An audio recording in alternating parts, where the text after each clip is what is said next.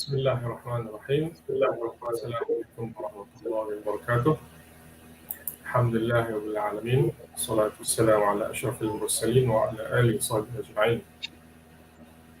Selamat pagi dan salam sejahtera tuan-tuan dan puan warga pendidik di luar sana. Kita bersiaran sekali lagi secara live, secara langsung daripada IAB Cawangan Sarawak untuk siri randau yang ke-9, randau kepimpinan IAB Cawangan Sarawak 29 bulan 10 2021. Kita bersiaran secara langsung sekali lagi hari ini untuk mengupas topik, tetapi secara santai lah ya, dengan tajuk yang menarik bagi saya, iaitu pandemik ke endemik, pelajaran daripada Beijing untuk pemimpin pendidikan.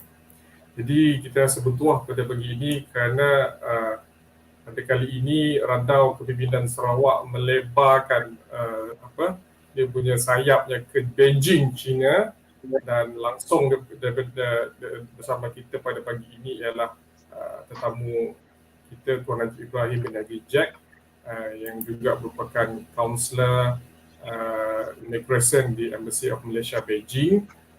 Alhamdulillah, untuk memberkati dan merahmati majlis, insyaAllah sebelum kita terus berandau selanjutnya, kita persilakan Yang Berbahagia Ustaz Dr. Muhammad Nuri Mustafa untuk bacaan doa. Silakan Ustaz. Al-Fatihah. A'udzubillahi minasyaitonirrajim. Bismillahirrahmanirrahim. Alhamdulillahi rabbil alamin, arrahmanir rahim, maliki yaumiddin. Iyyaka na'budu wa iyyaka nasta'in, ihdinas siratal mustaqim, siratal ladzina an'amta 'alaihim ghairil maghdubi 'alaihim waladdallin. Amin. A'udzubillahi minasyaitonirrajim. Bismillahirrahmanirrahim. Alhamdulillahi rabbil alamin, wa mazidah. Ya Rabbana lakal hamdu kama yanbaghi li jalali wajhika wa 'azimi sultanik. Wassalatu wassalamu ala sayyidina Muhammad wa ala alihi wa sahbihi wa sallam. Allahumma ij'al hadzal jam'a jam'an marhuman wa tafarruqana min ba'di tafarruqan ma'suma. Allahumma la sahla illa ma ja'altahu sahla wa anta taj'alul huzna sahla illa idza syi'ta sahla. Rabbana ighfir lana dhunubana wa kaffir 'anna sayyi'atina wa tawaffana ma'al abrar. Rabbana atina fid dunya hasanah wa fil akhirati hasanah wa qina 'adzaban nar. Wa sallallahu ala sayyidina Muhammad wa ala alihi wa sahbihi ajma'in. Subhana rabbika rabbil izzati 'amma yasifun wa salamun 'alal mursalin walhamdulillahi rabbil alamin. Amin, amin ya rabbal alamin. Terima kasih Yang Berbahagia Ustaz untuk doa yang dibacakan. Alhamdulillah. Jadi warga randau, warga pendidik sama ada di sekolah, pemimpin institusi pendidikan di PPD, JPN, dan juga di peringkat kementerian sendiri ya. Pagi ini kita bersiaran secara langsung bersama dengan tetamu daripada Beijing, daripada Embassy of Malaysia Beijing, Tuan Najib Ibrahim bin Jack yang saya sebutkan tadi. Beliau merupakan anak kelahiran Sarawak, lahir pada tahun pada 1/1/77. Senang nak sebut, ingat tarikh dia sebab dia lahir 1 bulan Januari. Mempunyai kelulusan akademik dalam BA Hons Marketing UiTM Sarawak, kemudian Diploma in Business Study UiTM Sarawak, kemudian DPA Intan, dan seterusnya menjawab jawatan sebagai PTD ataupun Deputy Officer di MITI, tak salah saya. Betul lah Tuan Haji ya? Betul.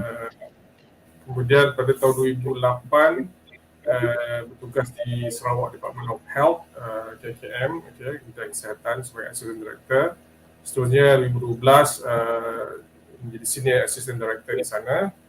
Dan 2015 beliau berpindah ke Malaysian Immigration Academy sebagai Deputy Director, dan sekarang, sehingga sekarang daripada 2017 hingga sekarang dah 4 tahun dah, lebih 4 tahun dah saya bertugas sebagai Immigration Attaché di Embassy of Malaysia Beijing, People's Republic of China. Jadi randau kali ini kita pergi jauh sikit lah. Kita pergi ke China untuk melihat sebenarnya apa khabar daripada China di sana. Tuan Haji di sini, apa khabar di sana? Doktor, okey. Assalamualaikum warahmatullahi wabarakatuh dan salam sejahtera. Okey, saya alhamdulillah sihat di sini, Doktor. Dan keluarga semua Cuacanya, sihat. ya, cuacanya bagaimana di Beijing? Musim sejuk dah, musim panas ke? Sekarang ni permulaan musim sejuk. Sepatutnya dalam autumn lah musim luruh, tapi dah suhu dah jatuh dah. 8 darjah Celsius, 3 darjah Celsius. Dah sejuk dah Wow. sekarang ni. Itu dah suhu peti sejuk tu kalau kat Malaysia suhu peti Nah, sejuk ya. dalam Malaysia. Okey, dari segi waktu pula macam mana tu Haji? Dia sama dengan kita kan di Beijing sekarang pukul 9.40. Kalau di okey, Doktor, untuk makluman Beijing dengan Malaysia adalah sama. Waktunya adalah sama, tak ada perbezaan. Cuma sekarang ni sebabkan musim sejuk, perbezaan dia adalah waktu malam yang panjang. Pukul 5, pukul 6.30 dah dalam pukul 6.30 dah isyak dah. Dah gelap, dah macam pukul 8 dah. Cuma malam dia panjang lah di Beijing sekarang ni sebab musim sejuk. Ya, itu negara 4 musim macam tu lah ya Tuan Haji ya. Ya. 4 musim. Jadi tajuk kita pagi di randau kita ialah kita untuk pengetahuan Tuan Haji juga di Kementerian Pendidikan Malaysia ada sekarang ni ada pelbagai program webinar yang online sebab ialah kerana pandemik ni jadi macam-macam broadcaster keluar secara macam cendawan tumbuh selepas hujan di luar siaran YouTube dan sebagainya ataupun platform yang lain. Jadi minta maaf lah kalau ada cacat celanya dari segi cara kita mengendalikan webinar ini. Maklumlah kita bukan profesional broadcaster, jadi guru dulu dan selamanya dan cuba untuk membawa satu situasi dan pengalaman yang barulah untuk berkongsi bersama-sama warga pendidik dan terutamanya pemimpin pendidikan sama ada di sekolah, di PPD ataupun di pejabat, untuk sebenarnya kita nak lihat apa yang berlaku di China sebenarnya. Kalau secara umum lah Tuan Haji, kita nak lihat yang tajuk yang macam kita dah sebutkan tadi berkaitan dengan endemik ke pandemik ya.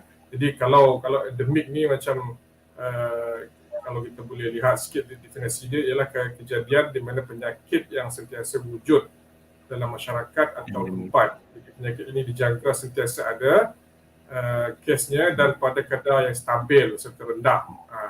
Macam demam denggi lah kata orang kan.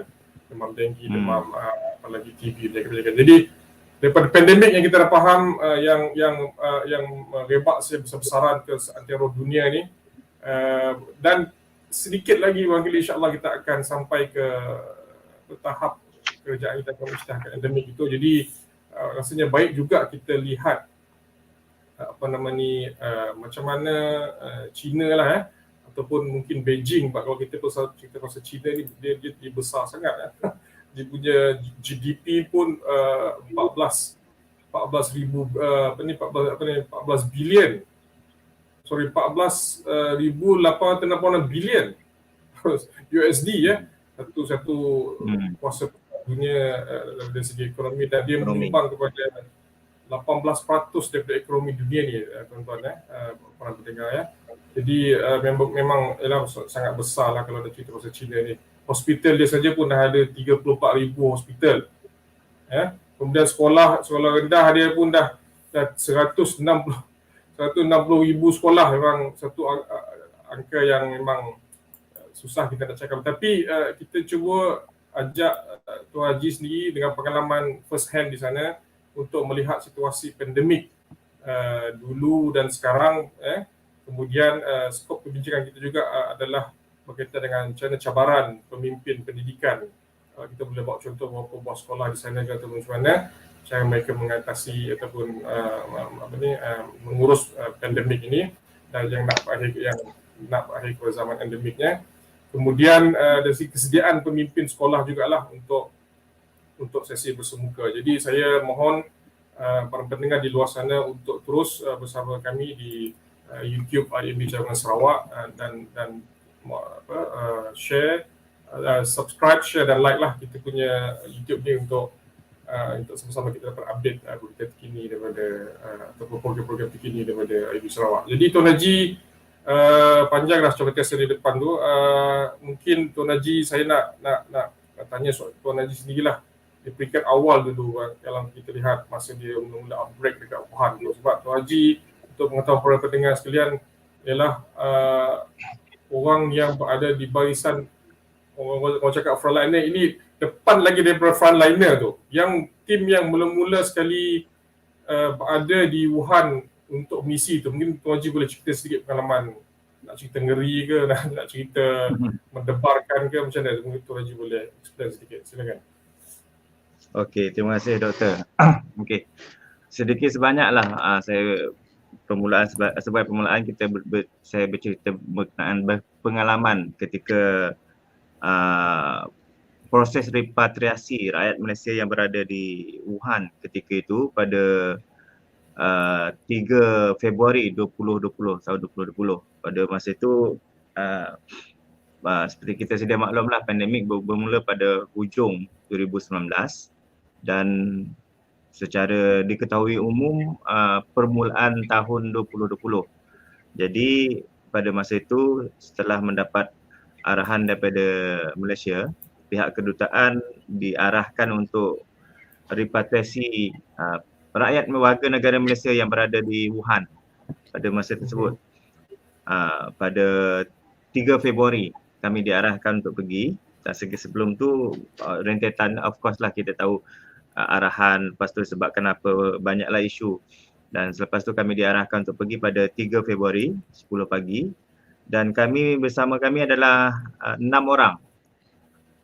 Kami pasukan dipanggil sebagai advance team sebab proses repatriasi sebab kita nak bawa balik warga negara Malaysia daripada Wuhan, dipanggil repatriasi warga negara Malaysia lah. Jadi kami ditugaskan 6 orang. Saya yang diketuai oleh Encik Muhammad Samsul daripada di kedutaan ni lah.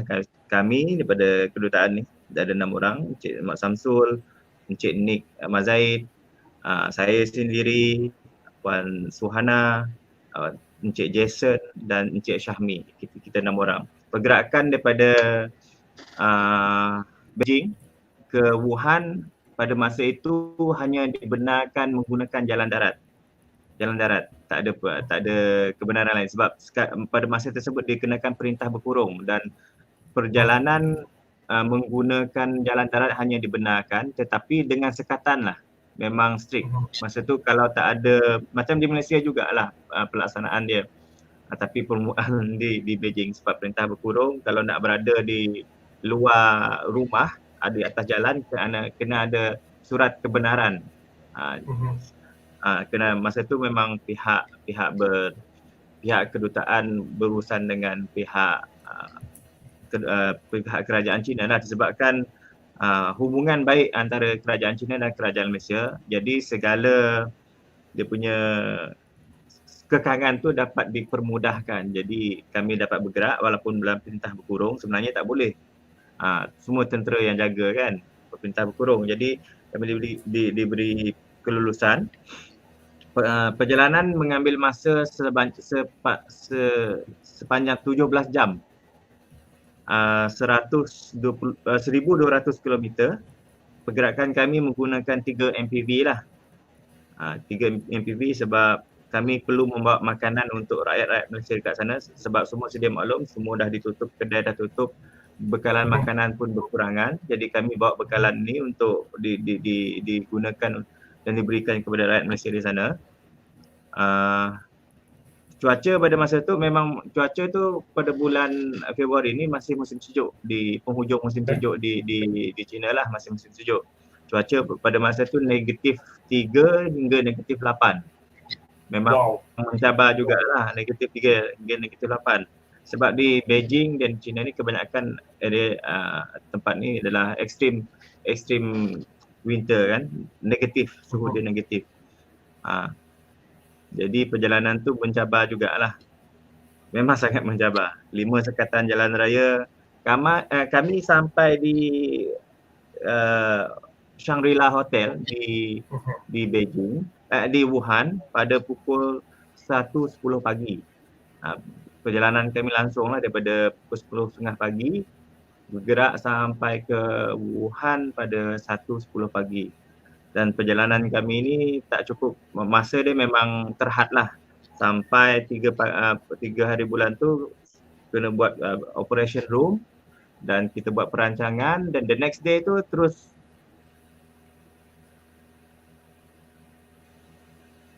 Ya. Ini yang Tuan Haji, Bapak-Ibu sekalian, ini yang Tuan Haji Ibrahim maklumkan kepada kita semalam. Ada satu keunikan internet di China ni, sebab every 30 atau 15 minutes dia akan ada digital glitch.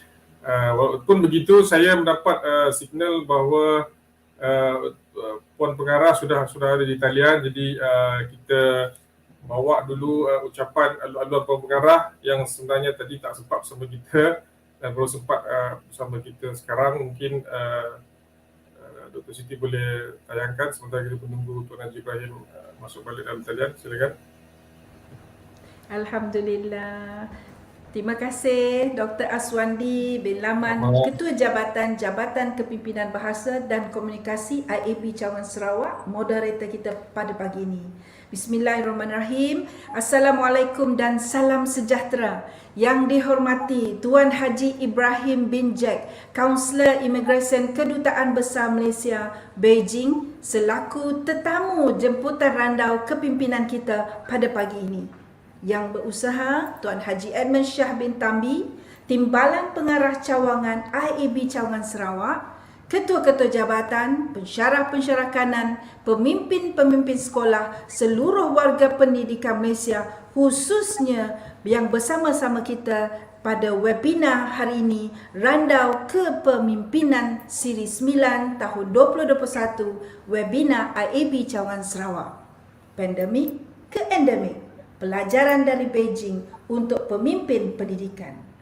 Randau ialah medium secara maya untuk para pemimpin dan pengurus organisasi pendidikan berandau santai secara in person bersama tokoh-tokoh kepimpinan di Malaysia. Ini adalah platform untuk pemimpin figura berkongsi ilmu dan pengalaman sebagai sumber inspirasi yang boleh dimanfaatkan dalam kerja buat seharian warga pendidik, khususnya para pemimpin dan pengurus institusi pendidikan sama ada di peringkat sekolah, PPD, JPN maupun di bahagian-bahagian KPN. Disiarkan secara langsung di YouTube channel IAB Cawangan Sarawak. Setakat ini memiliki 1.5K subscribers dengan jumlah viewers melepasi 40K. Ayo subscribe, share dan like YouTube channel kami. Sempena musim perubahan SOP wabak COVID-19 kita tahun ini, Randau Siri ke-9 ini bertuah kerana dapat bersama dengan Tuan Haji Ibrahim bin Jack, Kaunselor Imigresen Kedutaan Besar Malaysia Beijing, untuk berandau tentang pandemik ke endemik, pelajaran dari Beijing untuk pemimpin pendidikan. Semoga pelajaran ini memberi impak yang bermakna kepada pengurusan pendidikan kita di sini. Tadbir urus baik merupakan salah satu konsep yang sering diperkatakan dalam bidang pentadbiran. Ia merupakan satu bentuk pelaksanaan pengurusan baharu yang membawa kepada keberkesanan dalam sektor awam. Di samping itu, dia dilihat sebagai satu bentuk kriteria prestasi bagi sesebuah organisasi. Dalam konteks kepimpinan pendidikan, bagaimana tadbir urus yang baik dapat diaplikasikan di medan yang sebenar dengan rasa penuh tanggungjawab terhadap pelanggan yang merupakan anak bangsa dan generasi pewaris masa depan negara. Kepimpinan yang baik dalam pengurusan akan cuba dikupas dalam randau kali ini untuk menghayati sedikit pengalaman dari luar negara untuk negara tercinta.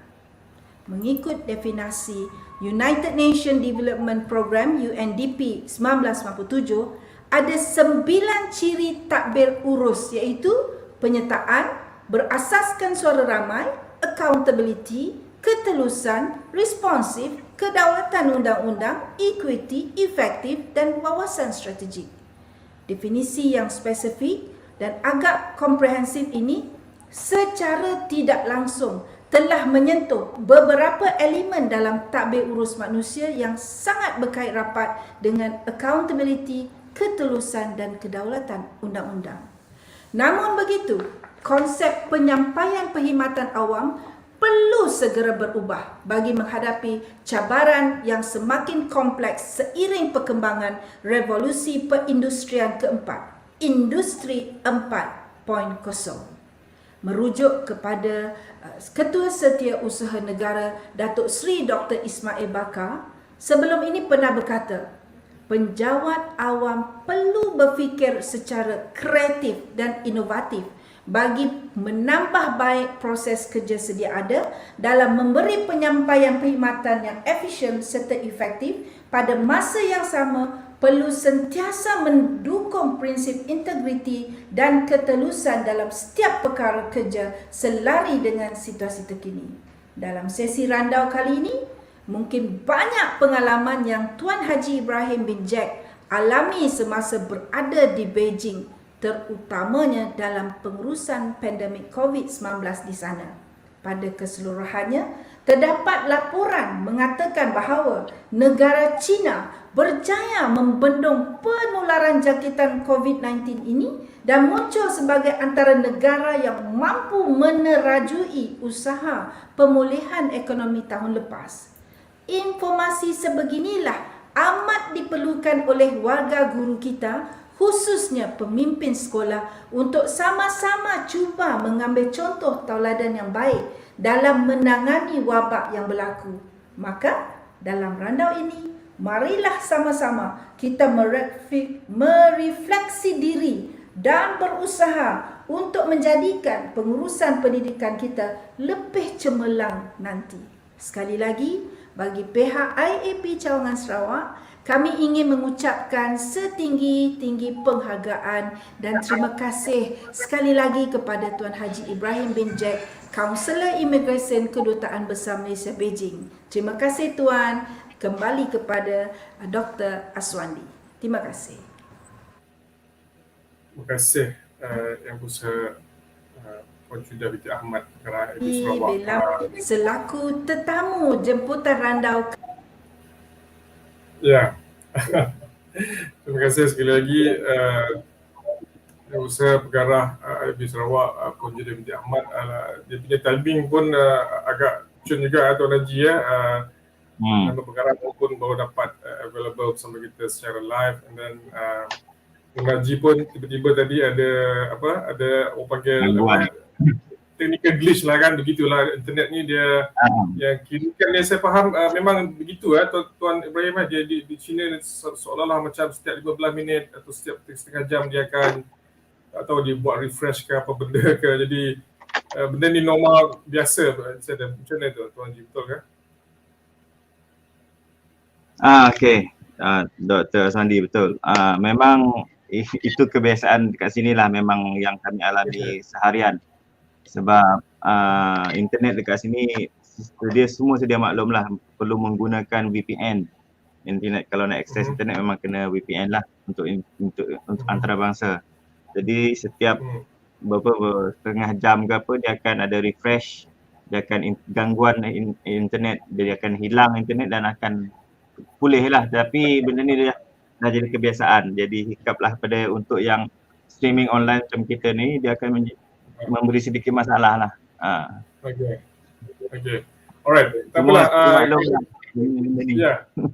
Tak apa, kita akan faham dalam masa setengah jam sekejap lagi. Jadi kita akan terbiasa dengan cara ni. Tapi itulah, sambil Tuan-Tuan Haji tadi kita berhenti dekat setakat mana tadi?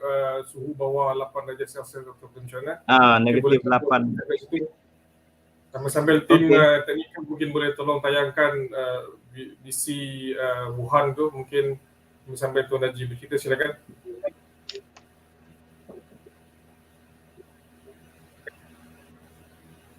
Tak apa, Tuan Haji sambung cerita tadi sampai ya. Okey, ada suara putus-putus. Mohon semua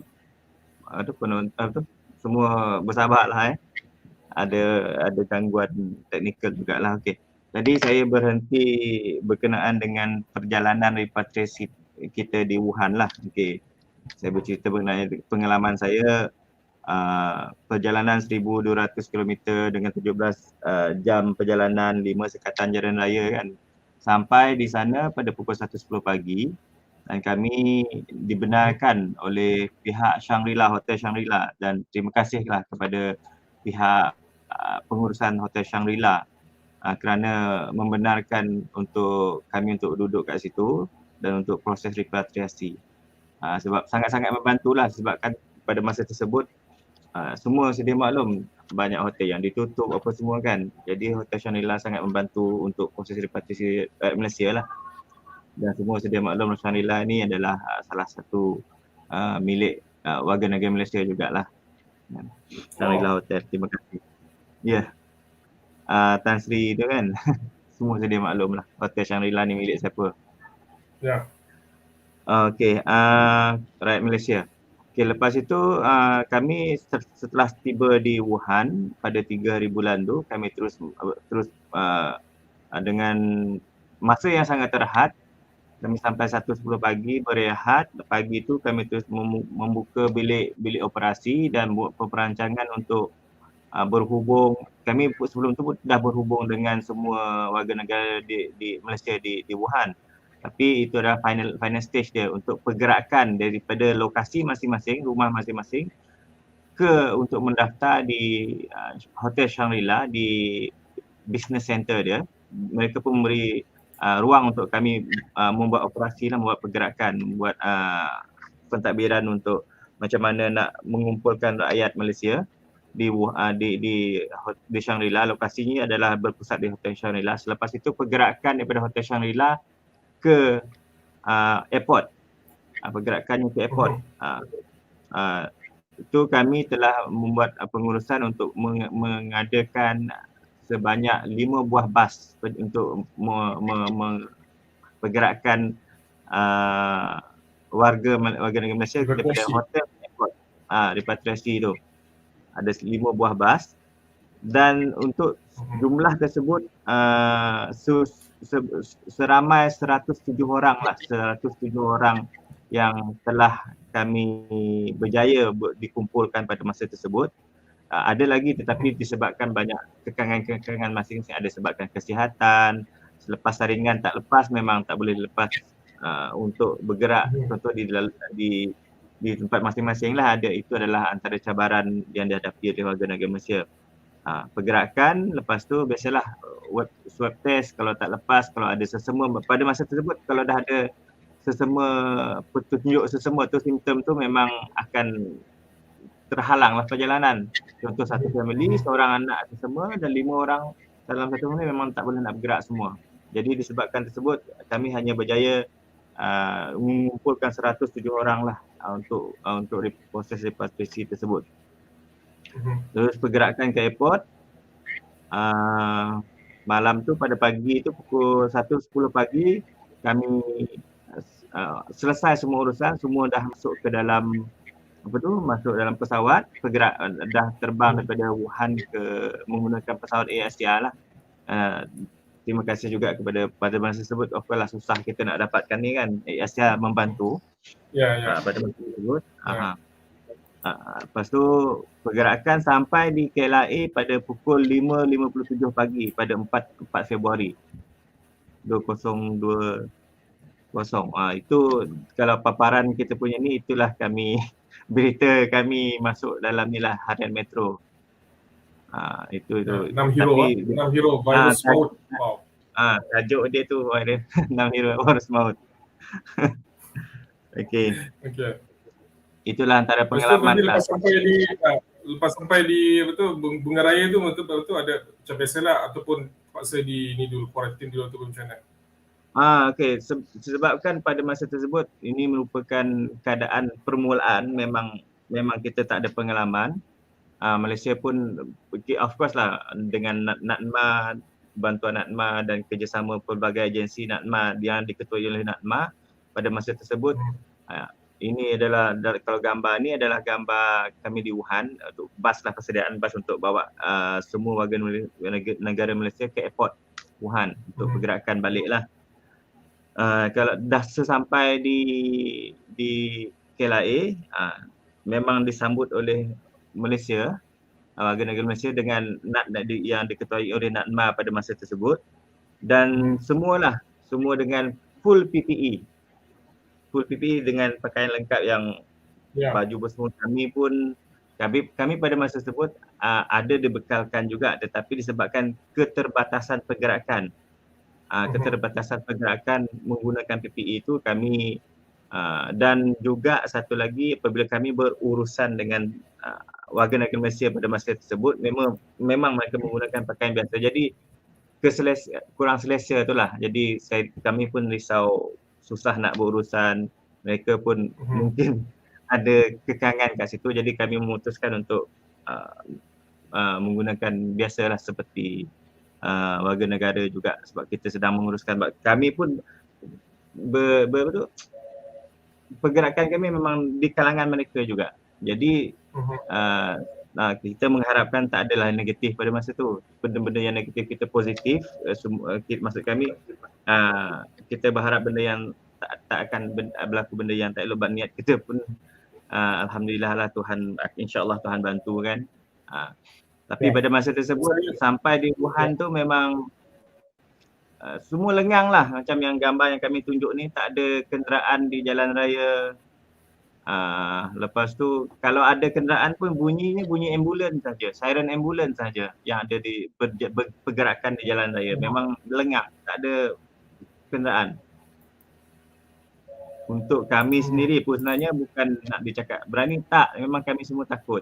Disebabkan tugas, kami reda lah untuk berkhidmat. Sebab siapa nak pergi ke epicenter? Reda je lah.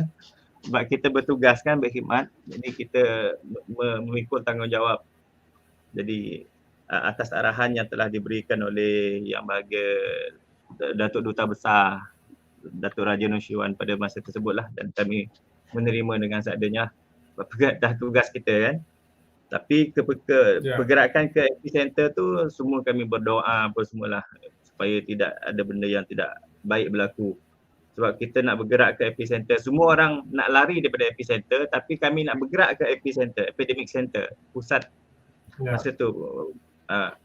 Tu yang menjadi cabaran yang paling getil lah bagi kami. Kami selama 6 orang, termasuk dengan pemandu yang 3 buah MPV yang ni telah warga negara Cina yang membantu kami untuk bergerak. Ini gambar ni adalah gambar ketibaan kami di KLIA pada pagi 4 Februari tu. Kami itu 6 kami, yang baju pink tu adalah ketua untuk advance team kami lah, Encik Samsul. Baju pink kami semua. Baju kuning baru sampai pada masa tersebut. Dah semua pakaian diserahkan untuk sanitize, semua buat swab test. Lepas tu dapat breakfast pada pagi tu. Itu adalah bas untuk okey. Ya, Datuk. Silakan Datuk. Jadi itulah sama-sama kita melihat gambar yang ditayangkan oleh tim teknikal yang padat dengan ialah kita tak faham gambar ni, tapi situasi semasa tu memang mendebarkan. Cuma saya bolehlah sedikit faham macam mana situasi dia itu, sebab bila sebut Encik Samsul Kahar tadi pun, kebetulan waktu itu pun dia juga sebenarnya ada semasa saya bertugas di Kedutaan Malaysia Canberra tempoh 2010-2012 itu, proses yang sama juga, evakuasi, tapi kita ops piramid. Ya, kita mengeluarkan rakyat Malaysia daripada bumi Mesir, especially student lah ya, especially pelajar, daripada kerajaan yang tak ada kerajaan. Itu jadi isu. Jadi macam-macam masalah berlaku, masalah sosial berlaku. Tapi yang uniknya di Wuhan pula, musuh tu dia tak nampak macam manusia tu. Musuh tu dia virus macam tu kan. Musuh dia ialah COVID-19 punya virus. Itu yang menjadi agak mendebarkan juga lah. Tapi untuk ialah untuk segmen pertama sebagai awal bicara kita dalam randau ini, Tuan Haji. Mungkin proses yang berlaku ini daripada Tuan Haji ambil rakyat Malaysia yang ada di Wuhan, bawa balik ke Malaysia. Agak-agaknya apa perkara yang Tuan Haji boleh simpulkanlah tentang proses ini secara keseluruhannya yang berkaitan dengan sejauh mana kita bersyukur dengan apa yang kita ada barangkali. Mungkin boleh relate juga dengan situasi yang ada di Malaysia lah pada waktu ini. Silakan. Okey doktor. Okey, kita kalau menghubungkan proses keseluruhan repatriasi ni dan kita relatekan dengan pendidik lah. Okey. Sebab saya tengok kalau nak berjaya, semua kena bekerjasama. Semua pihak kena bekerjasama. Dalam proses ini, semua pihak bekerjasama. Maksudnya kami ni advance team nampak di lapangan, tetapi yang backstage tu ada juga yang membantu kami.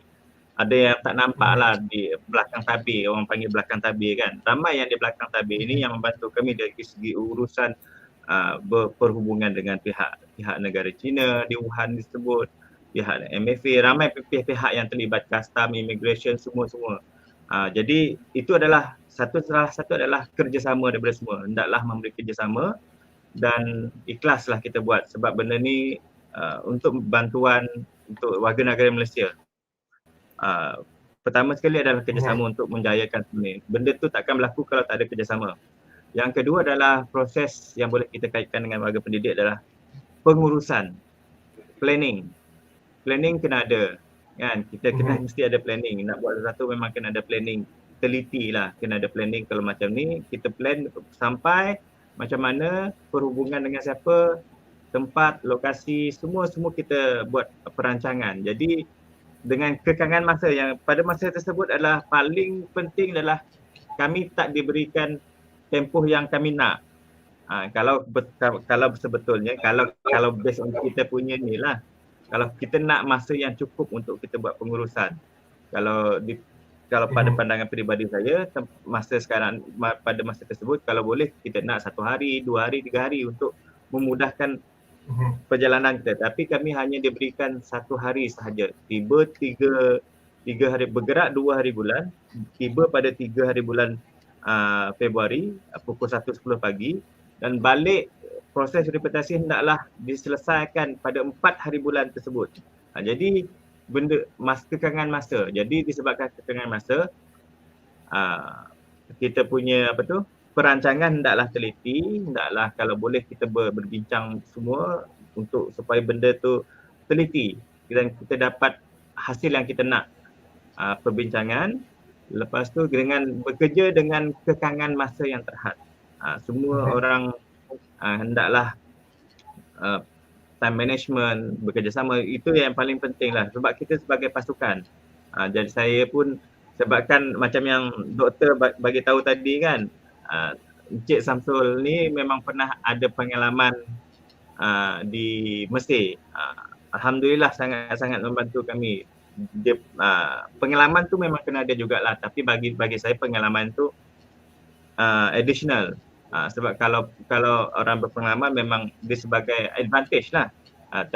Kita yang tak berpengalaman pun memang jangan jadikan tak ada pengalaman tu sebagai halangan, tetapi willingness untuk belajar dan kena tahu ambil pandangan orang juga. Itu yang paling penting lah dari keseluruhan proses ini sebab banyak yang terlibat, banyak pihak yang terlibat. Okay. Jadi jelas sebenarnya kadang-kadang yang terpampang di media sosial ataupun di akhbar ataupun hatta di kaca TV pun yang orang nampak depan skrin kan. Macam kita buat secara langsung jugalah yang nampaknya depan skrin, tapi di belakang wayar berjarut apa semua yang kita sih nampak kan. Watak penting yang membantu sesuatu kejayaannya kadang memang kita sempat nampak yang kadang-kadang perlu di-highlightkan. Cuma yang menarik tadi Tuan Haji dia beritahu tentang macam mana apa tu sesuatu keputusan itu perlu dibuat dengan cepat. Itu sebenarnya sangat sinonim juga dengan dalam dunia pemimpin pendidikan. Pendidikan. Sebab kadang-kadang dalam banyak situasi sebenarnya kita perlu bertindak cepat. Kita tak perlu mungkin tak perlu konsensus daripada orang-orang bawah kita untuk kita nak bertindak dengan cepat. Contoh macam ialah kalau dalam analogi dia kalau kita bawa kereta kan. Kalau kita lihat ada musibah ataupun ada kemungkinan untuk berlaku kemalangan, dapat takkan kita nak berfikir atau berbincang lagi dengan orang sebelah kiri kita macam mana nak tekan brake ke tak tekan brake kan.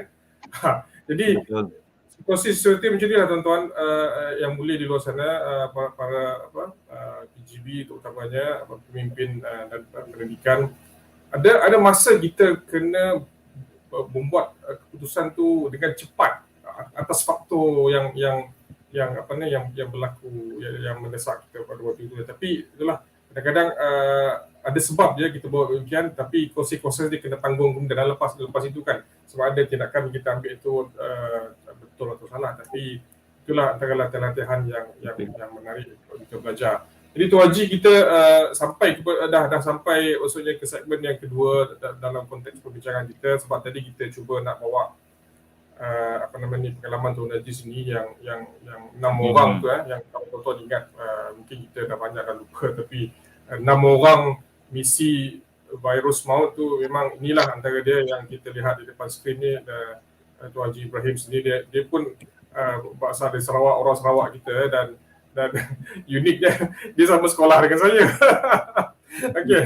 Jadi kita pun rasa berbanggalah sebagai rakyat Sarawak kerana Tuan Haji pun sudah kira dapat menjawab jawatan yang agak tinggi lah dalam di kedutaan sebagai kaunselor immigration. Jadi kita cuba lihat juga untuk soalan-soalan di YouTube, barangkali mungkin tim teknikal boleh bantu saya. Kita mengalu-alukan soalan para penonton di luar sana untuk bertanya apa saja, tidak semestinya berkaitan dengan pendidikan, walaupun fokus kita kepada pemimpin sekolah dan pemimpin pendidikan, tapi mungkin boleh bertanya apa saja yang berkaitan dengan Tuan Haji live daripada Beijing tapi ialah yang kalau yang berkaitan dengan pendidikan tu kita alu-alukan lah, tapi kalau nak tanya pasal bila boleh melancong ke China apa semua itu boleh juga. Okey, tak ada masalah. Tuan Haji, dalam perspektif China lah, ataupun mungkin kita kecilkan kepada Beijing lah, sebab dia China ni kan besar kan, sekolah pun beratus ribu, berapa tu ribu sekolah. Saya tengok dekat website MOE China ni, dia kata dia ada berapa ni? Overall, China ada 530,000 educational institution. Bayangkan. Kemudian ada lebih kurang 17 juta cikgu dia. Angka sangat besar kalau nak di-compare dengan kita. Tapi itulah dalam perspektif China ni, seperti Beijing, kita faham bahawa dah dekat setahun lebih kita terhenti pembelajaran murid-murid ni. Jadi WHO pun buat estimation dalam satu study dia kata lebih 1.5 bilion pelajar children yang terkesan daripada terhentinya proses pembelajaran ni. Kemudian untuk di China saja ada 270 juta pelajar dia dah sebenarnya pada Februari yang lalu sudah mula belajar. Okey. Jadi kalau sebagai konteks Tuan Haji sebagai ayah lah yang juga ada anak di sana, mungkin Tuan Haji boleh kongsikan apa pelajaran kami di sini boleh nampaklah dari segi macam mana China ataupun beberapa institusi di Beijing tu mengurus sekolah dia. Mungkin Tuan Haji boleh kongsikan. Silakan. Okey, terima kasih Doktor. Okey, untuk pengurusan pandemik ni saya melihat ada yang persamaan dengan Malaysia lah, persamaan juga cara pengurusan di Malaysia lah, sebabkan China ni adalah antara orang yang pertama berpengalaman berhadapan dengan musibah ni lah, berhadapan dengan pandemik ni. Jadi adalah pioneer. Jadi selepas itu negara-negara lain boleh memantau, melihat dan melakukan benda yang sama lah. Tetapi yang saya cuba untuk tekankan kat sini adalah untuk pengurusan pandemik di China ni, saya sebagai peribadi dan sebagai ni juga kat sini, kita melihat kepada kerjasama di antara semua pihak yang terlibat, kerjasama dan juga penguatkuasaan yang sangat-sangat tegas. Penguatkuasaan itu yang saya lihat. Contohnya kalau ada yang saya boleh kongsikan, ada satu contoh satu wilayah sini, kebanyakan wilayah kan, di satu provinsi Fujian sebelum ni ada terdapat kes jangkitan positif COVID. Ada pada masa tersebut ada 64 orang cikgu dan pelajar yang kena jangkitan positif COVID. Okey, jadi tindakan mereka ni sangat-sangat berkesan dan dengan segera. Contohnya, semua pada masa tersebut, semua sekolah dalam wilayah ini, wilayah Fujian ni, diadakan massive swab test lah, semua. Diadakan semua untuk semua sekolah. Semua sekolah. Jadi sekolah tu, semua dalam wilayah tu, semua sekolah kena buat. Berapa orang terlibat tu, Tuan Haji? Jumlahnya saya tak berapa pasti ni, tapi kalau wilayah ni memang sangat besar juga. Maksudnya mungkin satu Malaysia lah 30 juta orang kan?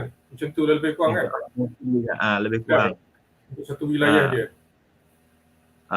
Kebanyakan kat sini memang satu wilayah ni, provinsi ni memang sangat-sangat besar lah. Contoh Beijing ni pun dah kalau ikutkan data itu 22 juta yang rasmi lah 22 juta dekat Beijing saja, wilayah Beijing. Tapi tak rasminya of course ada pergerakan, keluar masuk apa semua kan, peluang pekerjaan tu menyumbang pada almost 30 juta. That's why daripada contoh kat sini, mereka mengenakan tindakan penguatkuasaan tu. Kalau ada kes, mereka akan terus buat penguatkuasaan. Maksudnya dia akan tutup tempat tu, lockdown, dia akan buat massive swab test. Lepas tu semua di tempat tu menunggu keputusan untuk swab test. Lepas tu akan buat swab test, proses dia contoh 4 hari, selang 4 hari akan buat lagi. Jadi benda ini penguatkuasaan sangat-sangat strict. Jadi apabila benda ni dikuatkuasakan, semua orang memberikan kerjasama dan kesan dia adalah sangat-sangat bagus. Maksudnya dia dapat mengelakkan penularan seterusnya. Jadi of course lah, kalau dah buat lockdown, sekolah kena tutup, banyak institusi kena tutup. Jadi benda tu kerjasama sebenarnya. Contoh kalau dah kalau dah kena premis perniagaan kena tutup, supply makanan, semua akan terjejas lah. Tapi dalam masa yang sama, pihak yang bekerjasama, mereka akan dari segi bencana lah, pengurusan bencana. Macam kat Malaysia juga, pengurusan bencana dia, kalau tempat yang tak ada makanan, dia akan sediakan makanan untuk bantuan makanan. Pengurusan dan yang itu sangat-sangat teliti lah. Penguatkuasaan dekat sini sangat-sangat teliti. Dia tak ada kata tidak untuk penguatkuasaan. Mesti kena ikut juga. Itu yang saya perhatikan sangat-sangat membantu dalam negara China menahan, bukan macam mana kita sebut, bukan menahan kan, untuk supaya tidak menular dengan lebih teruk lagi lah. Untuk sesuatu tempat kalau dah dapat detection, dia akan terus lakukan tindakan yang sangat-sangat tegas. Penguatkuasaan. Yes, ya, macam kita faham lah, China memang dalam aspek perusahaan undang ni dia sangat tegas Tuan Haji. Kita pun difahamkan, contoh kata perasuah pun ditembak and then saya dengar Tuan Haji pun ada cakap juga sebelum ni, kalau governor province tu tidak berjaya mengekang isu penularan di wilayah dia terus dipecat macam tu. I mean mudah macam tu sekali, memang nak tunjuk bahawa level of strict itu. Dia maksudnya memang mereka ketat dan rakyat dia pula dalam masa sama macam patuh dengan undang tu. Macam mana? Sebabkan kita mendapat makluman lah, banyak yang kes-kes yang berlaku. Mereka of course lah, mereka ada SOP tersendiri lah. Maksudnya dalam masa sekiranya satu wilayah, satu tempat atau komuniti didapati ada positif COVID, mereka akan terus melakukan tindakan yang drastik, which is dia akan lockdown tempat tu, kuadran tempat untuk apa tu, untuk mengekang penularan. Dan ada tempoh, selama tempoh itu spesifik tempoh dalam SOP mereka lah, saya pun tak boleh nak secara detail lah, secara umum ada tempoh yang diberikan supaya tidak ada penularan ke arah yang lebih teruk lagi. Sekiranya dalam tempoh yang tersebut berlaku penularan yang lebih teruk, jadi macam yang doktor cakap tadi, memang akan ada tindakan pemecatan lah kepada pihak tu yang berkuasa tu, governor tempat tersebut lah, sebab dia tak berjaya untuk mengekang penularan tu semua tu. Memang dia punya penguasaan tu memang ada lah macam tu. Tapi disebabkan keadaan tersebut, benda ni berjaya. Sebab kita hendaklah buat macam tu. Kalau tak buat, memang benda tu tak berkesan. Tapi di segi pematuhan ni, negara rakyat dan negara China sangat-sangat patuh kepada kerajaan lah. Setakat ini yang kita perhatikan memang sangat patuh kepada kerajaan lah. Okey. Itu mungkin beza dia dengan kita lah bagi dia, sebab tahap walaupun ramai rakyat dia, tapi tahap patuhan dia tu kita lihat nampak macam patuh lah. Mungkin juga boleh direflect dengan dari segi macam mana dia membuat pasukan undang dan juga yang pentingnya hukuman tu. Jadi rakyat tak ada nak main-main nonsense lah dekat sini. Maksudnya kalau ada ni terus, kalau apa tu persalahan rasuah pun boleh ditembak macam tu je. Jadi macam memang agak ketat lah tu aja saya fikir. Jadi sambil-sambil kita berbincang ni tu Haji, ada beberapa soalan daripada pendengar di luar sana. Daripada Encik Doni Dahlan ni, katanya jika ada sekolah yang berminat untuk membina jalinan dan jaringan bersama sekolah di Beijing, boleh tak Tuan Haji Ibrahim menjadi pemudahcara kita di sana? Jika boleh kongsikan nombor perhubungan. Okey, macam mana tu? Yalah, kadang-kadang antara usaha para pemimpin sekolah untuk membuat JNJ, kita panggil jalinan jaringan juga, dan tak salah untuk pergi ke global, especially di China lah. Macam mana Tuan Haji? Jawapannya? Okey, untuk yang ini, jalinan ni, pertama sekali of course lah kita kena melalui Kementerian Luar Negeri lah. Benda ini melibatkan negara kan. Tapi untuk memudahkan ini, insyaAllah kita boleh membantu. Tapi prosedur dia adalah kita hendaklah melalui prosedur yang sebetulnya lah, sebab kita ini melibatkan jalinan negara. Bukan macam kalau dalam Malaysia of course mudah lagi, sebab antara negeri apa semua sama juga. Kalau dalam Malaysia pun kita hendaklah melalui proses yang sebetulnya lah, proper channel lah kan. Kat sini pun boleh, benda ni boleh dia adakan, sebab saya tengok pun memang ada konsep-konsep yang sebegini dia adakan. Cuma prosedur dia first kena ikut perjalanan yang betul. Contoh kita kena pergi ke of course kalau sekolah ni hendaklah daripada Kementerian Pendidikan Pelajaran dulu, lepas tu hendaklah melalui Wisma Putra, lepas tu adakan perbincangan pihak sini, dan saya rasa benda ini tidak akan menjadi masalah, sebab sekarang ni kalau dilihat dari segi pendidikan, kita ada atasye pendidikan kat sini juga, tetapi yang terfokus sekarang ni saya melihat kepada universiti di sana dengan universiti di sini banyak bekerjasama. Even universiti di China ni pun ada cawangan di Malaysia, contoh Xiamen University ada cawangan di Malaysia. Maksudnya konsep tu ada. Kalau seperti sekolah rendah, saya rasa boleh diadakan juga, tetapi memerlukan perbincangan yang teliti semua, sebab ada melibatkan hubungan baik di antara dua negara. Rasa tidak menjadi masalah. Itu jawapan utama yang betul. Maksudnya saya ada masalah lah.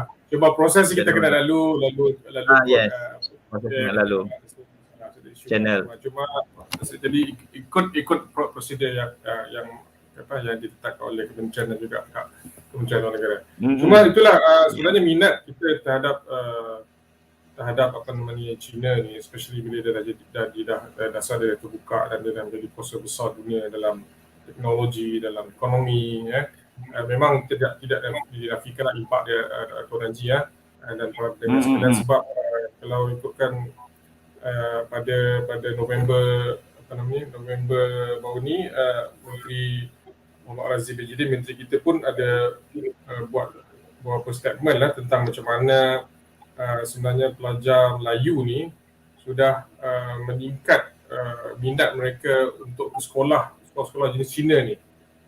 Di sini dikata dalam 15.33% peningkatan pada tahun 2020 berbanding 95% pada tahun 2010. Maksudnya dalam satu sekolah Cina tu maksudnya ada 15% budak Melayu dekat situ. Jadi maksudnya minat kita terhadap orang Melayu lah terhadap sekolah Cina ni memang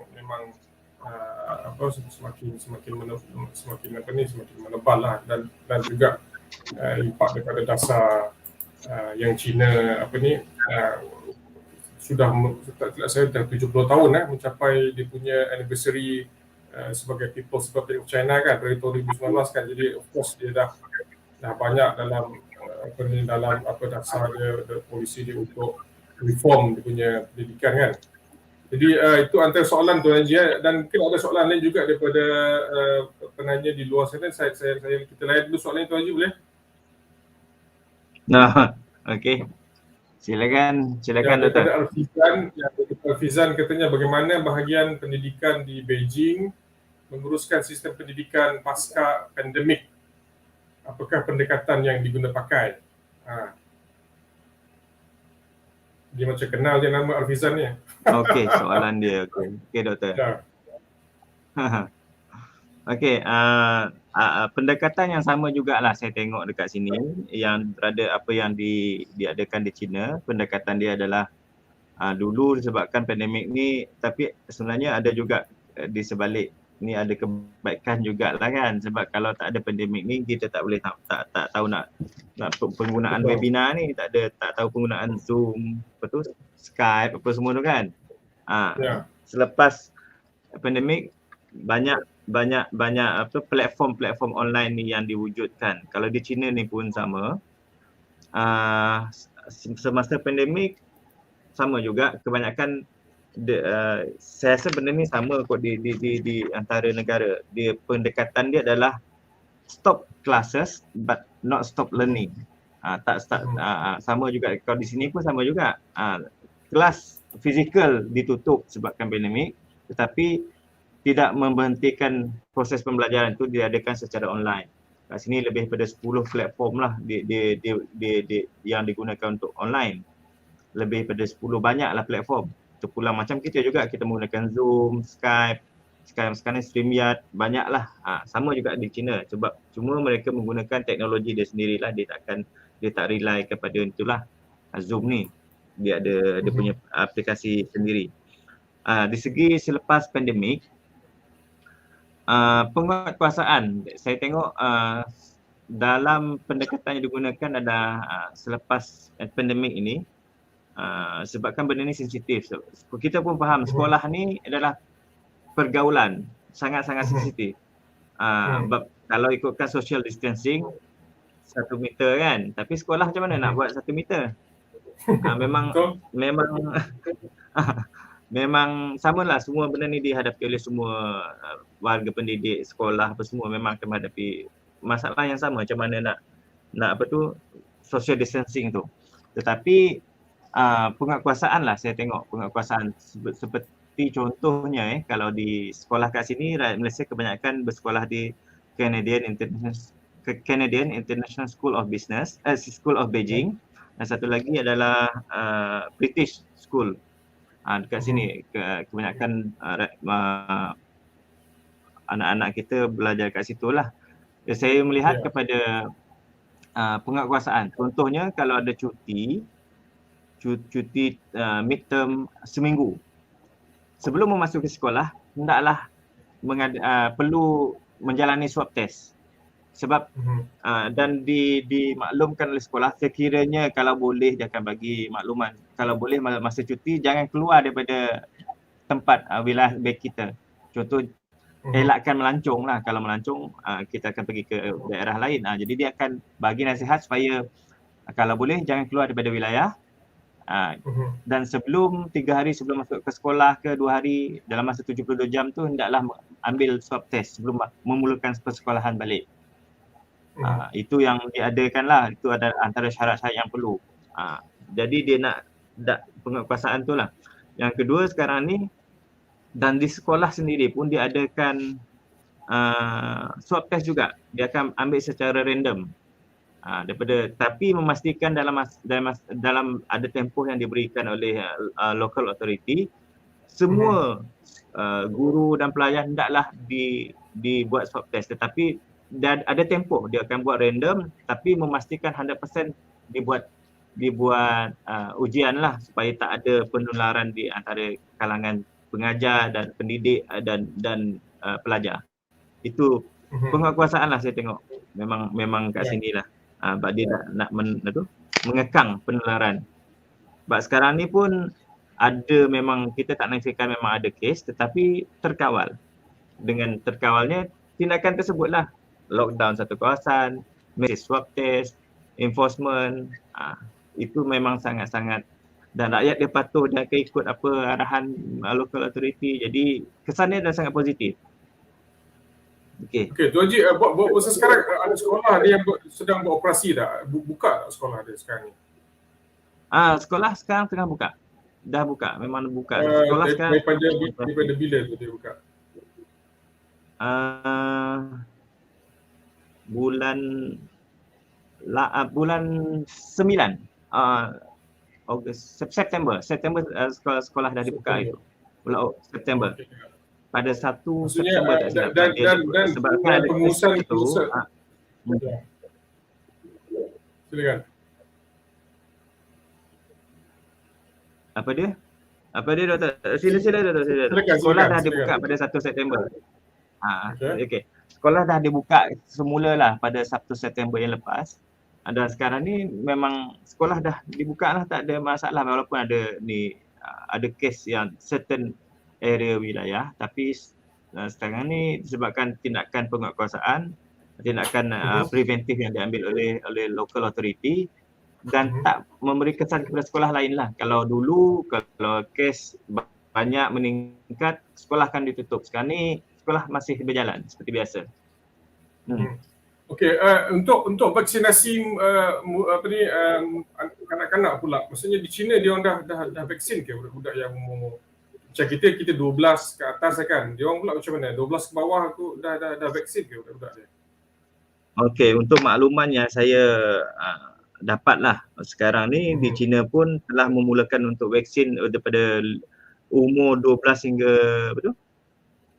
12 hingga 17 tu pada bulan Julai.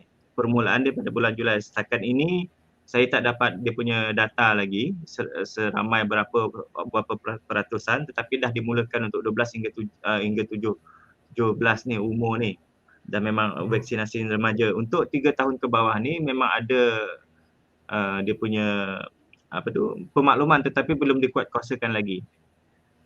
Kalau ikutkan data yang saya semak ni, ada sehingga Jun 2021.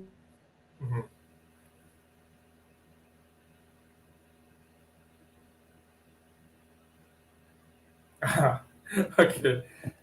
Ini sekali lagi kita ada dalam dunia digital glitch daripada Beijing. Sangat menarik untuk kita sama-sama rasa. Dia macam yang kita beritahu tadi, tuan-tuan perempuan, setiap setengah jam macam tu line VPN dia akan refresh dan dia akan memerlukan lebih kurang dalam 1 minit ke 2 minit untuk dia ada balik secara online. Itu saya fikir kawalan di peringkat China jugalah, sebab suatu masa dulu masa saya berada di rantau negeri Arab pun, di Middle East pun macam tu juga. Kadang-kadang dasar ialah kita orang luar panggil dasar tertutup kan, tapi kita dasar tak terbuka tapi itu untuk kawalan negara-negara tersebut lah, untuk ketua-ketua dia, pemimpin dia untuk mengawal media sosial dan sebagainya dalam negara dia orang. Tapi tak apa, kita akan berada dengan Tuan Haji dalam 1 minit 2 lagi. Saya mengajak penonton di luar sana, pemimpin pendidikan di segenap lapisan untuk terus menonton rancangan kita Randau Kepimpinan siri ke-9. Tuan Haji sudah masuk, dan jangan terus putus asa untuk terus bertanya sebab kita jarang sekali mendapat peluang sebegini bercakap direct daripada Beijing, langsung daripada Beijing dan sama orang yang menjaga hal-hal immigration lagi di sana. Jadi tadi Haji terhenti dekat 1 September tu sekolah, bukan sekolah, sudah divaksin tu. Macam mana tadi? Yang ni untuk population lah, based on data yang saya semak di inilah di social media di China ni, populasi dia 1.4 bilion kan rakyat dia. Dan sehingga Jun 2021 jumlah yang dah divaksin adalah 700 juta lah. Maksudnya lebih kurang 50% daripada ni lah rakyat dia dah divaksin juga. Untuk yang 12 hingga 17 tahun umur tu memang dah dimulakan pada Julai 2021 untuk vaksinasi sekolah ni lah. Dia kat sini principle of territorial administration. Jadi setiap teritori wilayah-wilayah tu adalah dia mentadbir wilayah dia sendiri. Dengan dia tidak socialize macam kita lah. Yes, yang betul.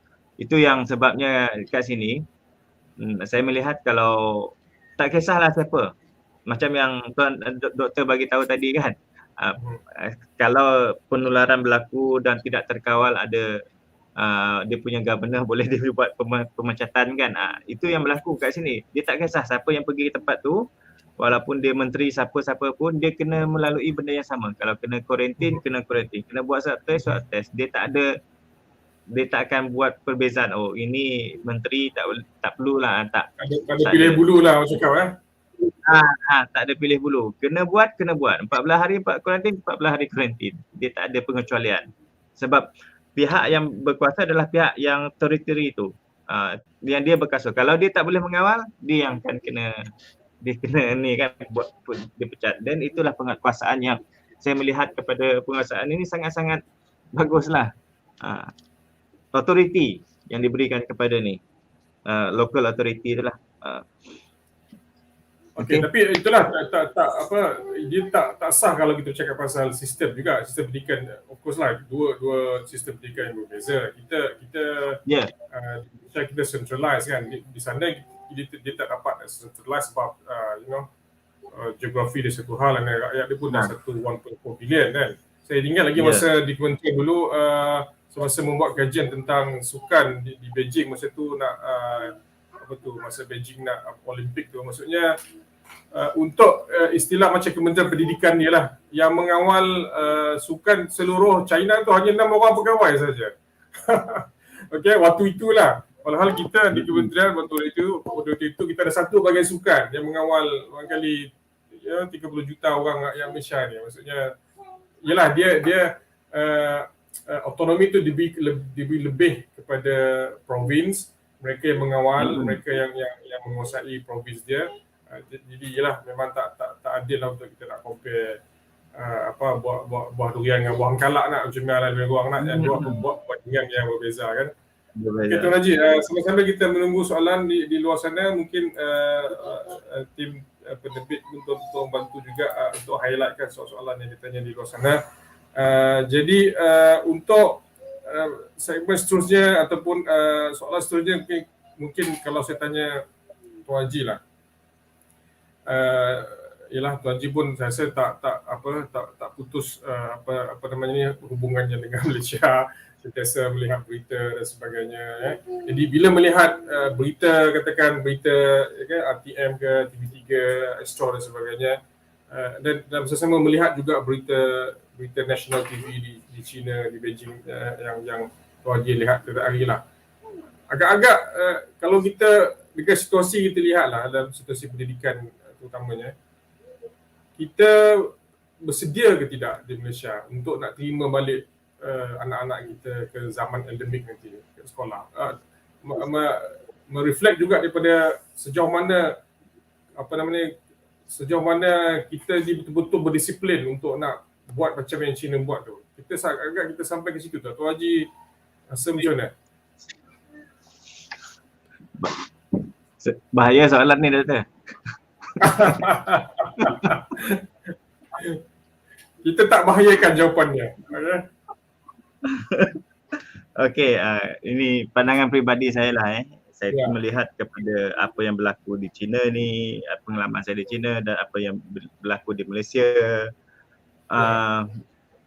Saya melihat penguatkuasaan kita belum ke tahap itu. Sebab autoriti kita masih sangat terhad. Itu yang saya lihatlah, saya tengok.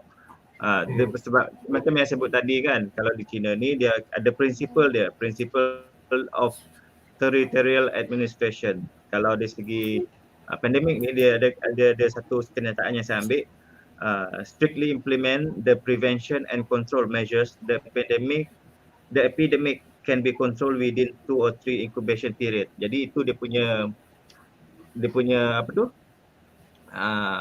SOP dan asas yang diorang kena ikut.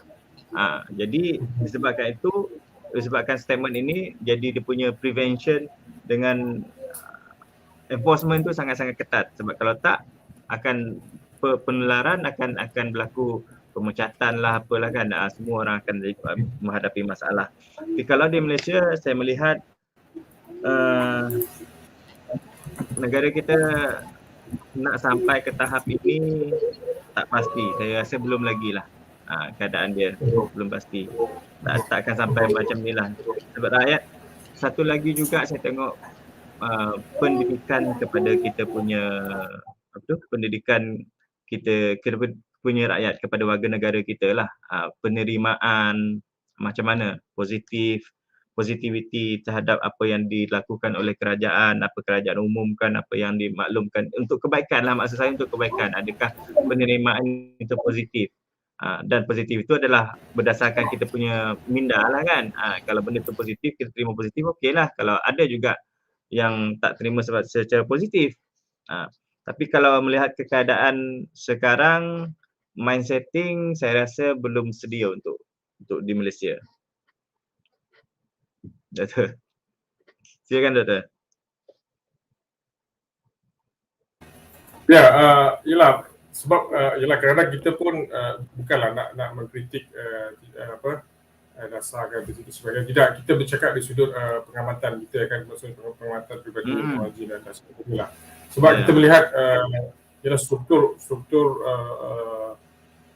masyarakat Cina mungkin berbeza dengan kita, tapi yang kita boleh faham di sini ialah tahap disiplin mereka yang saya fikir agak luar biasa jugalah. Saya pernah terbaca satu artikel lah yang menyebut bahawa di China, di Beijing lah terutamanya, di Beijing suatu masa dulu, saya fikir mungkin 10 tahun sedekat yang lalu lah, kita kata kalau di Beijing ni tempat dia memang kotor, memang cerdak lah kata orang Sarawak lah, maksudnya jambannya public toilet dia semua, saya pastilah mungkin Tuan Haji boleh betulkan lepas ni. Tetapi selepas penguatkuasaan yang dibuat, maksudnya melalui undang-undang yang ketat ni lah, Beijing public toilet di Beijing antara menjadi yang terbersih di dunia. Saya tak tahu sampai ada betul tak betul, mungkin Tuan Haji boleh kongsikan kalau berjalan-jalan dekat mall ke sebagainya. Macam mana Tuan Haji? Okey, setakat ini apa yang doktor bagi tahu tu memang ada lah, memang betul lah apa yang ni. Nak katakan terbersih itu mungkin disebabkan survey yang diadakan oleh pihak-pihak berkaitan lah kan, nak cakap level terbersih, itu saya tak pastilah. Tetapi keadaan sekarang ni okey lah, memang berbeza daripada 10 tahun yang lepas lah, sangat-sangat berbeza. Even dari segi perbezaan dia sangat ketara. Kalau kita tengok segi pembangunan dia, bangunan tinggi dia, dengan fizikal memang sangat-sangat ketara. Even saya pernah terbaca dalam majalah online kot, mengatakan pembangunan di China adalah sangat-sangat drastik dalam satu dekad yang lepas.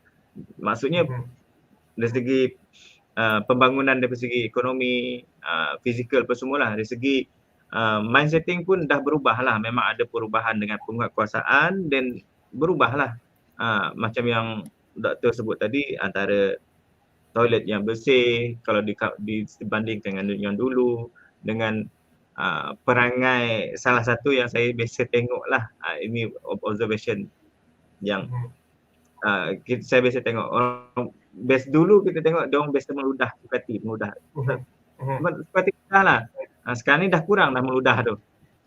Penguasaan lah, ada penguasaan itu tak boleh macam ni meludah sesuka hati kan. Itu antara yang saya observe lah.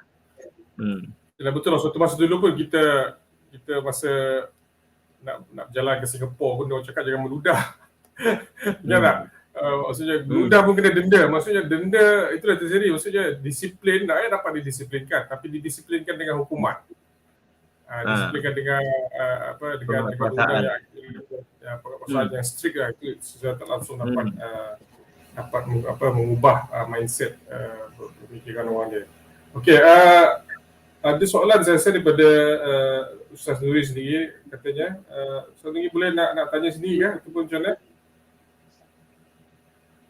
Oh, ada masalah lain. Okey, soalan beliau ialah apabila sesi persekolahan dibuka nanti, pihak sekolah perlu membuat saringan pandemik dengan ketat terhadap pelajar. Okey, apa cadangan Tuan Haji? Macam tu.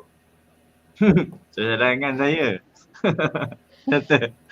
Okey, saya rasa pada pandangan saya Dato' memang benda tu perlu diadakan lah. Macam saya tak boleh nak samakan keadaan Malaysia dengan sini memang itu memang kita sedia maklum. Saya tak boleh samakan. Tetapi berdasarkan pengalaman saya, pemerhatian saya, kaedah itu adalah sangat berkesan, sangat berkesan. Sebab macam yang saya maklumkan tadi, sekolah akan maklum kalau nak bercuti, contoh dia akan ada cuti 2 minggu atau seminggu semester break. Dia akan maklum kalau boleh jangan keluar dari wilayah sebab dia takut ada jangkitan lah kan. Semua benda boleh berlaku. Kalau boleh jangan keluar. Yang kedua, sebelum masuk ke sekolah ada saringan. Dia buat saringan. 3 hari sebelum masuk sekolah, you kena buat saringan. Saringan negatif baru you boleh masuk sekolah. Kalau you demam apa semua tu, dia tak benarkan you masuk sekolah. Okey.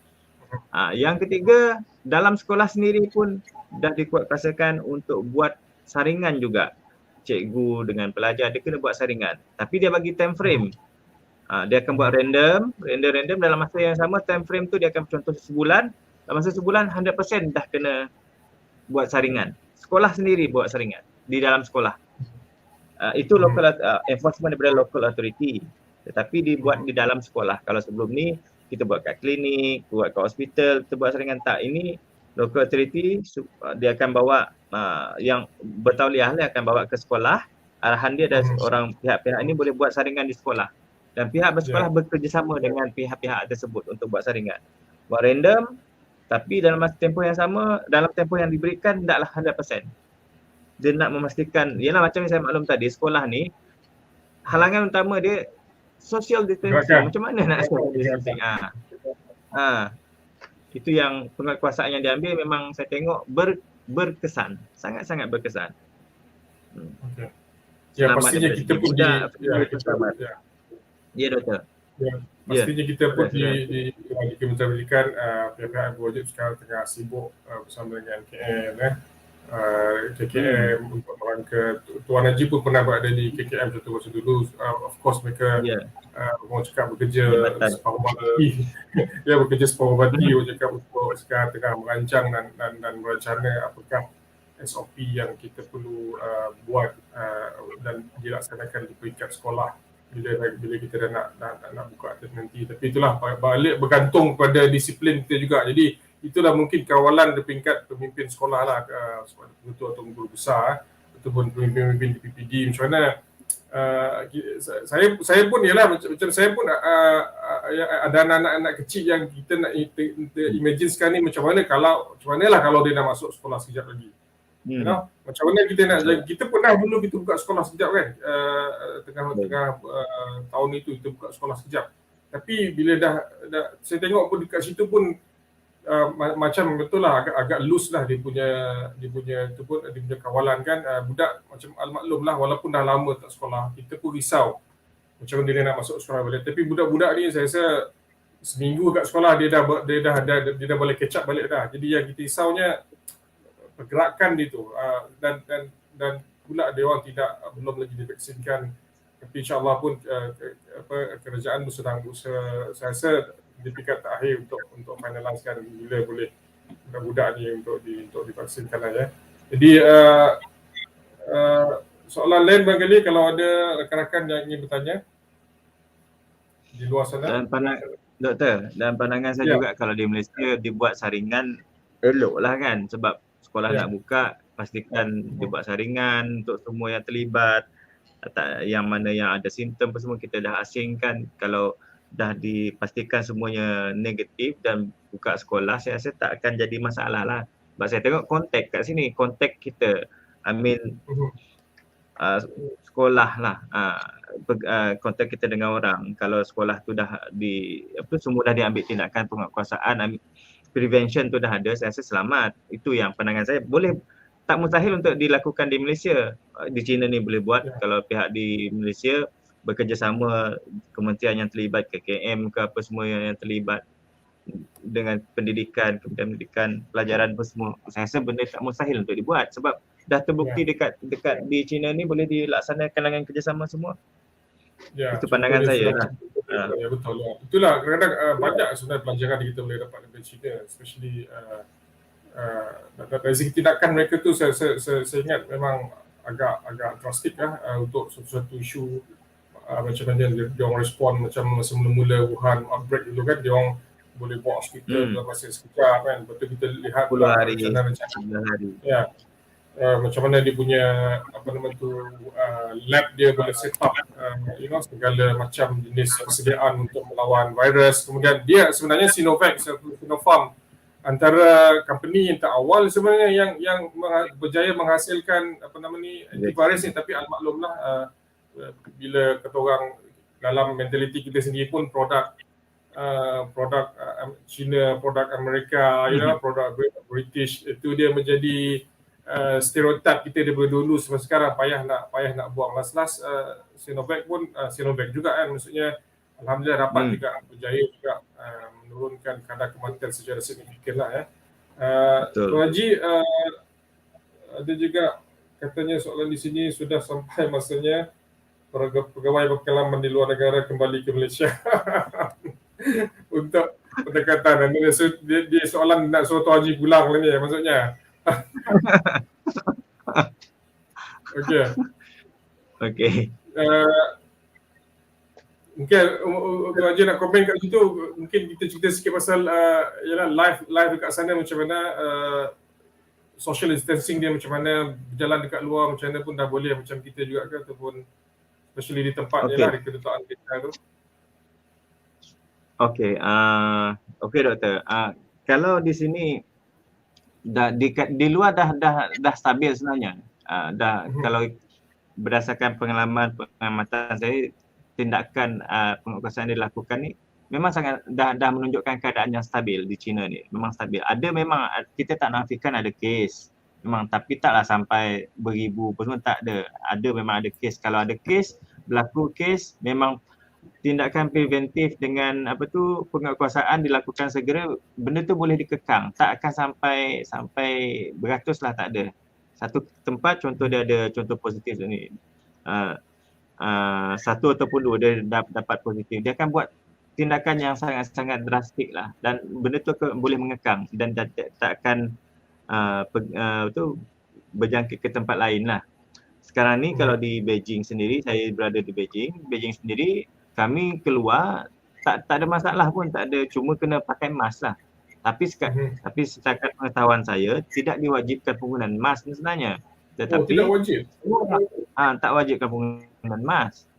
Cuma apabila kita nak masuk ke mall, ke tempat-tempat yang ada perkumpulan ramai ni, memang di segi situ security akan enforcekan untuk penggunaan mask. Tapi di segi luar tak ada pun wajib penggunaan mask.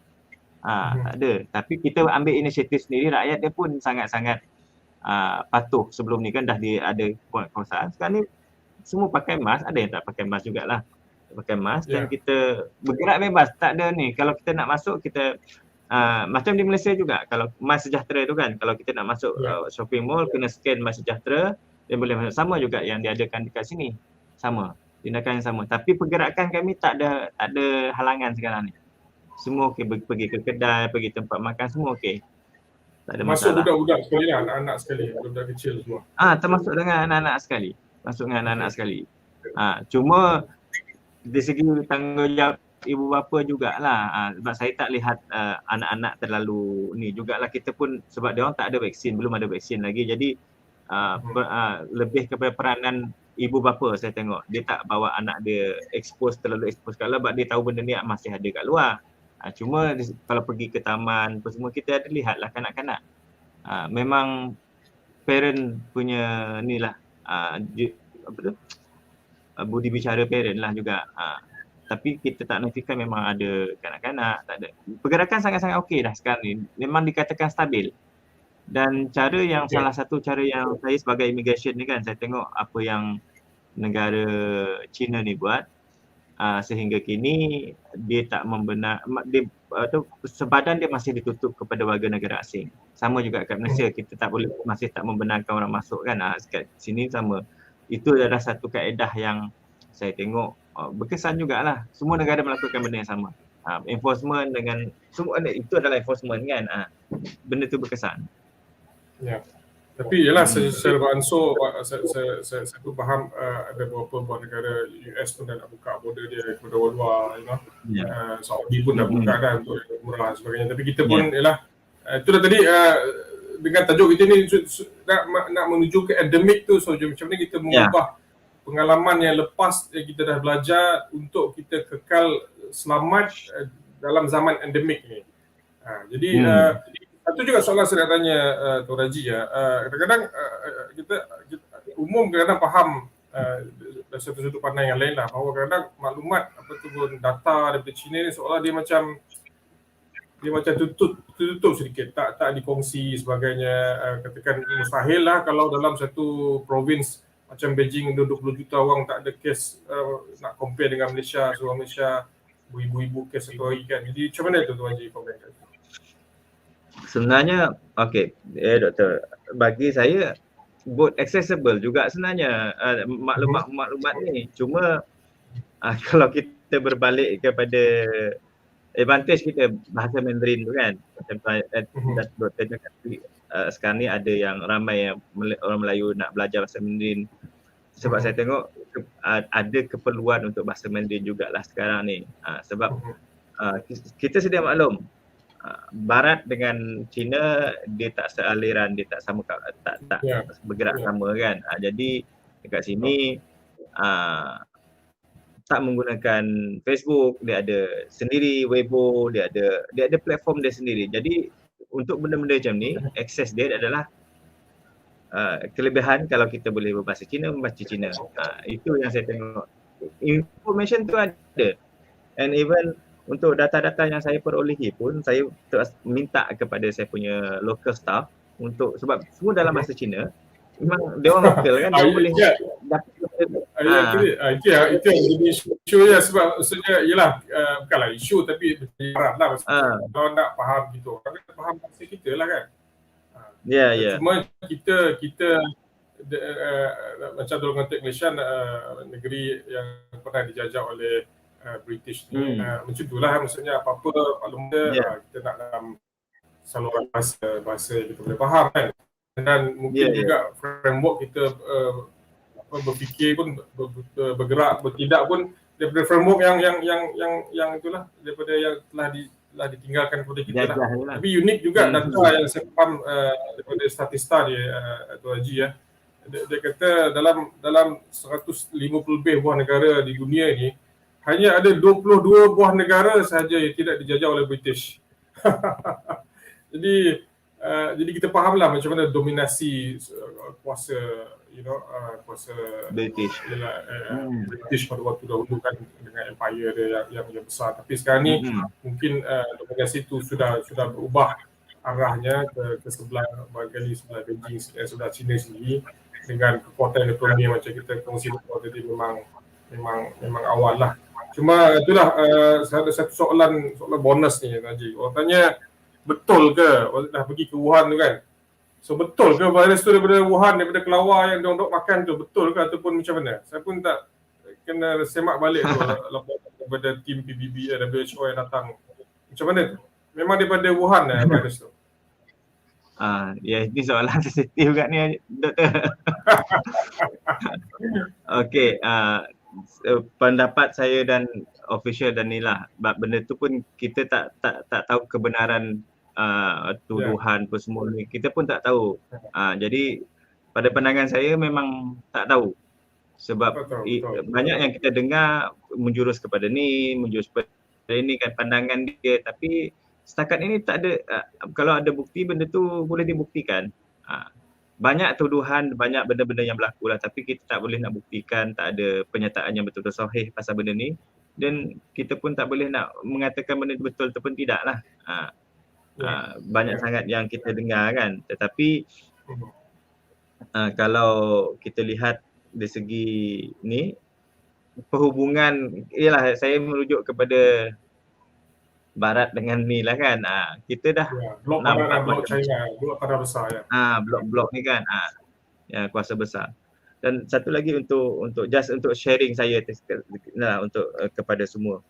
Saya rasa Malaysia pun bergerak ke arah ini untuk contoh penggunaan online marketing, online selling. Macam Malaysia pun ada food Grab semua tu kan, Panda apa semua tu. Kat sini pun memang benda tu adalah benda biasa. Semua dan saya tengok benda ni kalau boleh, memang saya tengok Malaysia pun nak bergerak ke arah ini, which is tak ada menggunakan physical money apa semua kan, bayaran menggunakan online. Sekarang dah ada Lazada, dah ada Shopee apa semua kat Malaysia. Tapi kat China ni lebih advance lah, payment kita menggunakan WeChat sahaja, platform Jingdong, platform Alibaba, platform apa semua tu kan, semua online lah. Kalau semua made in China, semua made in China lah senang cerita. Yang online. Jadi sebenarnya ada yang memudahkan. Ada yang memudahkan kita sebenarnya untuk online shopping, online order makanan ni semua ada memudahkan. Bagi ada pro dan kontra ada jugalah kan. Tapi kalau tengok pada China ni, kalau kita baru bergerak ke China, memang akan masuk ke China akan ada hadapi masalah sebab handphone tu adalah sangat-sangat penting. Kita punya pengenalan, kita punya pengenalan, kita punya duit semua dekat situ. Kebanyakan kedai bukan tak terima, dia kurang menerima cash. Nak beli scan kat kedai, nak beli makan scan, bayar apa semua benda tu. Order pun guna apps, semua benda tu, semua platform online lah. Saya rasa benda ni boleh nak beli cucuk pisang tepi Jaya macam ni. Tepi jalan sama guna online. Guna bayaran scan. Orang jual pisang ke, jual buah tepi jalan kan, ada kad orang jual tepi jalan, semua pakai online, bayar online. Tak ada cash lagi.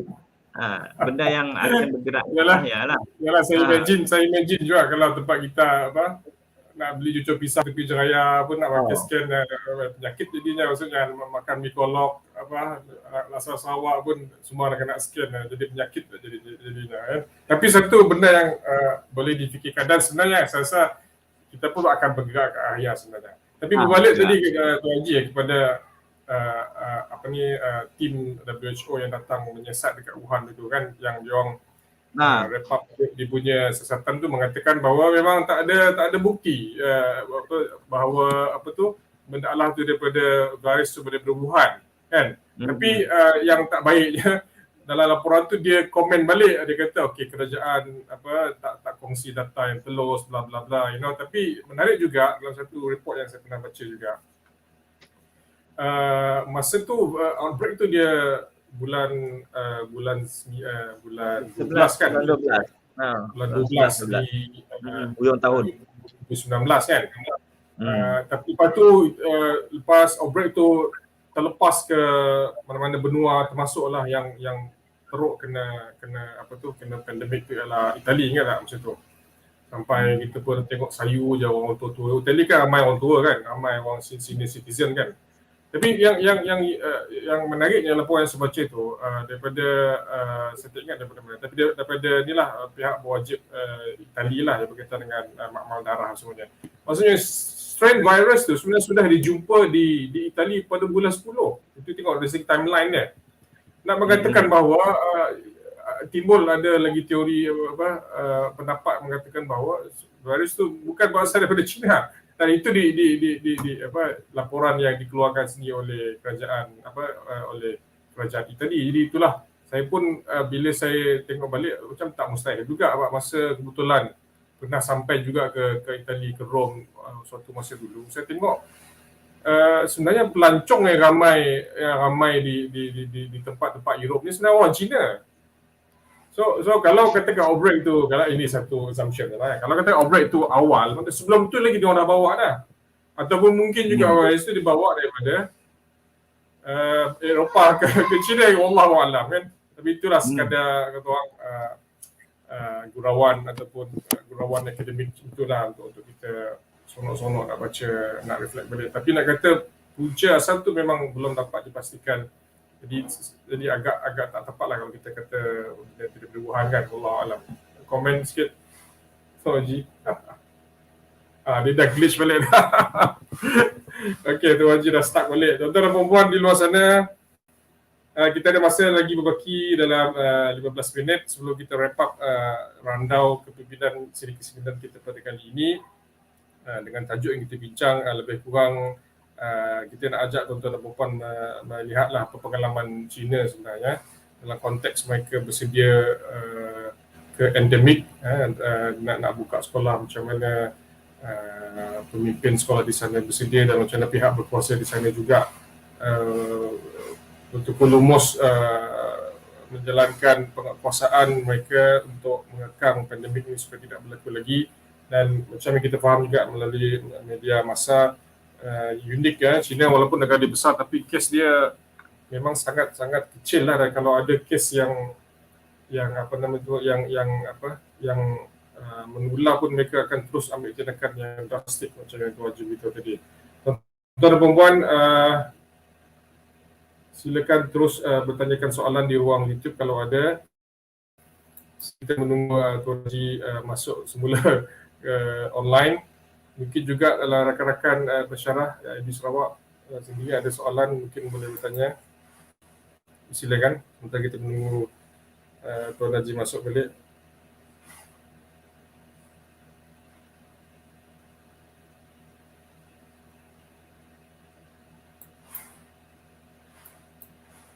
Ada soalan lagi tak Dr. Siti dengan Puan Ismah di ruangan chat, ada tak?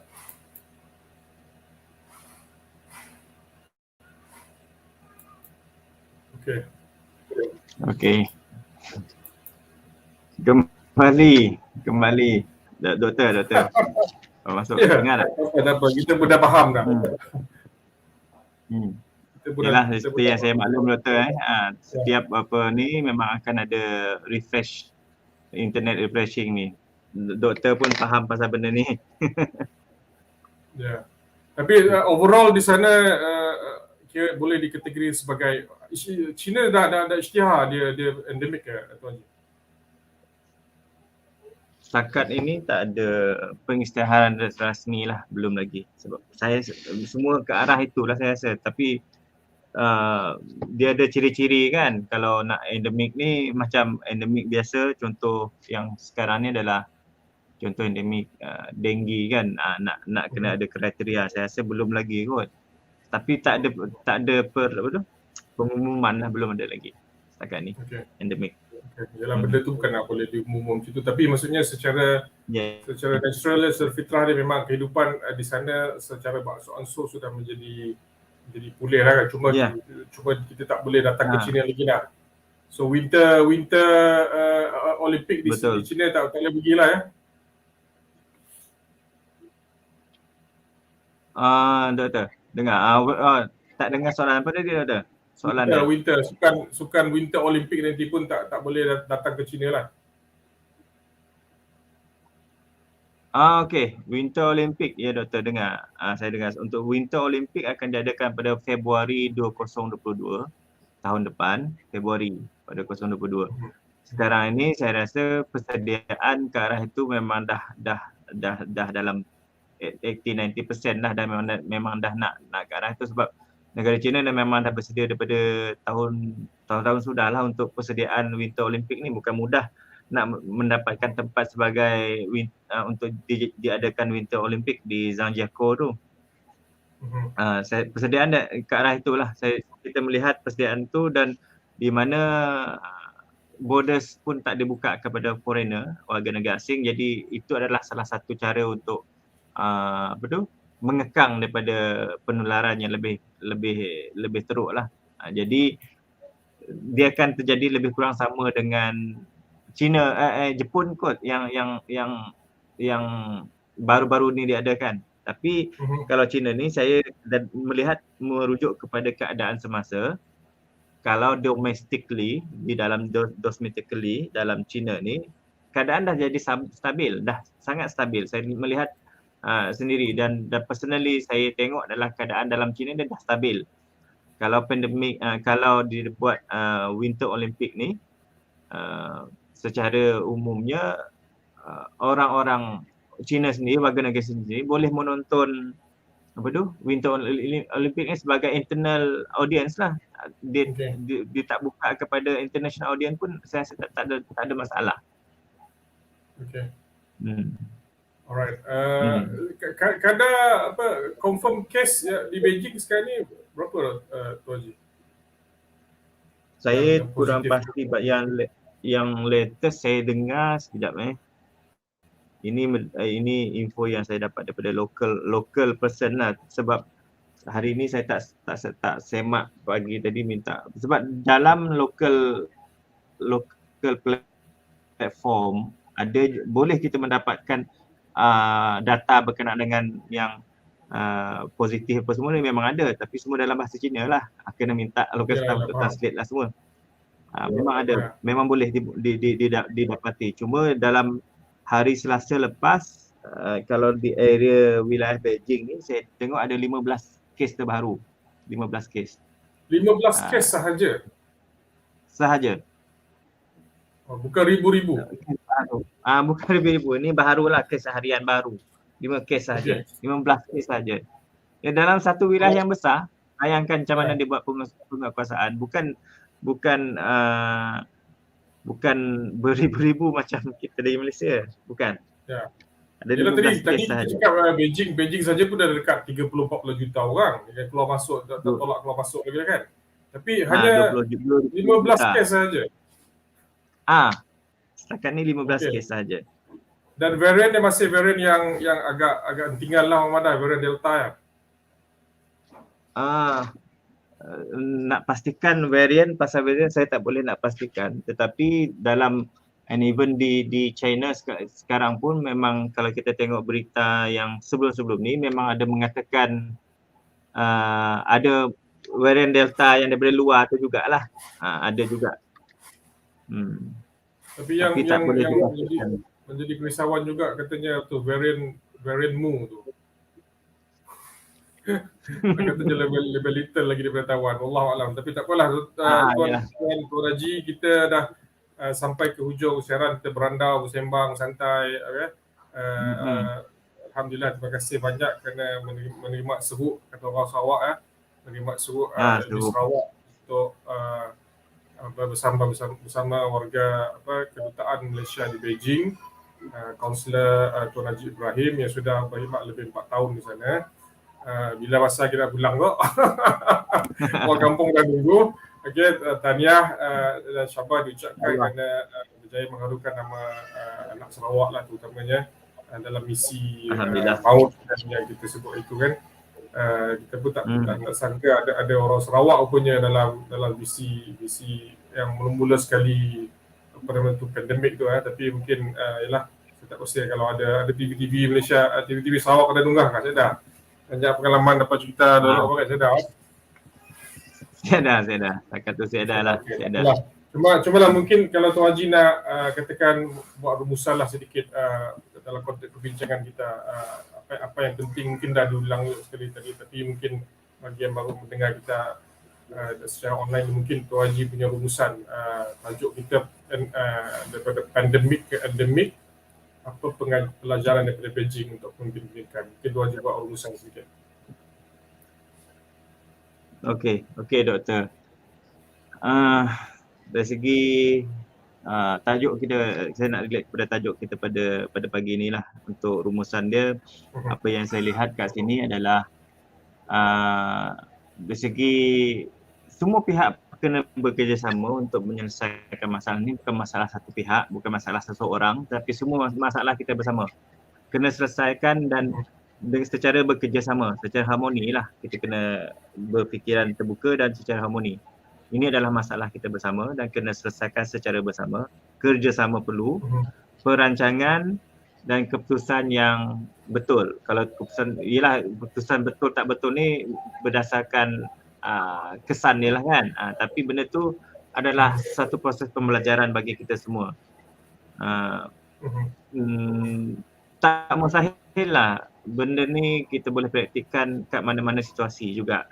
Memang kita belajar melalui pengalaman kita adalah untuk pandemik ini, tetapi aplikasi yang sama kita boleh gunakan dalam kehidupan, dalam kerja-kerja seharian walaupun keadaan tak sama, tapi aplikasi yang sama kita gunakan. Planning, kerjasama, planning, decision making, semua benda-benda sangat-sangat penting lah untuk kita. Dan keputusan dan penguatkuasaan lah yang saya tengok kat sini. Kalau saya belajar pemerhatian saya, pembelajaran yang sangat-sangat dekat China ni, mindsetting dengan mindsetting rakyat dia dengan penguatkuasaan yang sangat-sangat tegas. Kalau kita tak tegas, benda tu orang tak akan ambil berat dan tak akan ambil perhatian, benda tu tak boleh diselesaikan. Itu yang saya tengok. Dan dari segi boleh kaitkan juga dengan segi pembelajaran kita, dengan sekolah, dengan pengurusan sekolah, dengan PPD apa semua kan. Benda yang samalah macam yang saya kaitkan sebelum ni. Kita boleh belajar berkenaan dengan kerjasama, pengurusan, penguatkuasaan. Itu yang penting. Kalau tak buat benda ni secara bersama, secara satu pihak saja, takkan berkesan juga. Masalah kita bersama. Ialah maksud saya adalah pendidikan. Orang kalau tak boleh mengatakan pendidikan ni masalah daripada untuk Kementerian Pendidikan atau pelajaran sahaja. Padahal bagi saya personally sebagai ibu bapa, benda ni ada tanggungjawab kita juga kan. Anak kita yang akan belajar, saudara mara kita yang akan belajar. Betul. Dan untuk setuju. dan juga Haji, sila. Rumusan dalam rumusan, saya tinggal satu soalan yang bagus juga sebenarnya untuk nak wrap up kita punya rundown pagi ni. Daripada Dr. Dawati, dia kata saya bertanya kepada Tuan Haji melalui pengamatan Tuan Haji, apakah sikap baik orang-orang di negara China yang telah membawa negara mereka menjadi satu kuasa besar dalam satu dekad. Kuasa besar dalam satu dekad. Mungkinlah yang pengamatan Tuan Haji boleh share lah untuk rakyat. Bagaimana? Ini penutup kena penutup Tadi dah tutup lagi. Rumus lagi. Okey doktor. Saya tengok kat sini berdasarkan soalan ni, sifat baik orang-orang Cina, negara Cina yang telah membawa negara satu kuasa besar dalam satu dekad. Saya tengok sikap yang sangat ni adalah ketekunan dan rajin. Memang orang bagi tahu Cina ni kan tekun dan rajin. Tapi dari segi mana sebab kita selalu melihat kepada persepsi kita adalah kepada benda negatif. Contoh saya melihat macam mana revolusi dalam perindustrian kereta dekat China ni. Banyak kereta elektrik dan even kereta biasa lah kat China ni. Dengan bantuan bantuan daripada kerajaan, nombor satu jugalah, memang benda tu dah faktor. Tetapi sikap rakyat dia sendiri. Kita tengok China ni semua tipu orang punya. Tapi tipu itu adalah untuk kebaikan. Dan kalau contoh dia beli kenderaan, saya tengok elektrik. Kat China ni kenderaan elektrik pelbagai jenama yang ada. Kenderaan elektrik maksudnya memang asalnya dia beli kenderaan luar. Tapi dia study benda-benda tu, lepas study dia tekun untuk study benda tu dan dia fokus kepada benda yang satu ni. Dan apabila dia dah saya menggunakan perkataan meniru lah. Of course lah meniru, kita beli barang, kita tengok macam mana dia berfungsi, kita ikutlah. Dan saya tengok di China ni, dia ambil benda tu dan dia boleh buat lebih baik daripada bahan yang sedia ada. Dengan ketekunan itu dan fokus itu, dia boleh buat benda lebih baik daripada sedia ada. Contoh pengeluaran kereta yang saya ambil contoh, lebih elok daripada apa yang dia tiru itu. Improvise. Yes. Itu yang saya lihat kenapa sikap baik orang step baik ini yang telah membawa China ini sebagai satu kuasa besar dalam ekonomi sekarang ini. Mhm. Itu yang ni. Memang perkataan kita guna asyik nak beli barang orang, menipu, bukan meniru. Saya bukan meniru. Perkataan dia meniru. Okay. Dia beli barang pun meniru, tapi dia tiru tapi improvise. Lebih elok daripada apa yang dia beli tu. Dia tiru. Itu yang saya tengok. Cantik. Ketekunan dengan dia punya ni. Ya. Cantik Okay. rumusan Tuan Haji. Orang yang lama di China, Masya Allah, tekun bangsanya, rajin dan berdisiplin kan. 3 karakter yang berdisiplin. kita reflect. Kita boleh reflect juga dalam konteks kita lah sebagai rakyat Malaysia. Jadi itulah kita pun jangan lupa dalam kita cakap China ni kerja dia meniru je, tapi tiru tak tiru pun dia adalah bangsa ketiga selepas Rusia dan Amerika yang dapat pergi ke space dengan teknologi dia from A to Z, teknologi dia. Okey? Betul. Itu antara perkara. Sebenarnya banyak yang kita boleh belajar dari China. Tak sempat kita nak cerita dalam randau yang pendek begini sebab bangsa yang sangat dahsyat sejarah dia, sangat besar sejarah dia untuk nak kita cerita dalam konteks yang kecil ni. Dan of course yang berlaku dalam 10 dekad yang berlalu tu semuanya terreflect kepada sistem pendidikan dia juga sebenarnya yang kita harus belajar dan gali lagi sedalam-dalamnya barangkali, bukan setakat melihat apa yang ada di barat, mungkin dasar pandang ke timur ataupun lebih spesifik lagi dasar pandang ke Jepun terus, dasar pandang ke Beijing terus. Okey, terima kasih Tuan Haji atas kesediaan dan kerjasama sudian untuk bersama orang Sarawak umumnya dan khususnya dan warga pendidik di seluruh Malaysia umumnya, insya-Allah.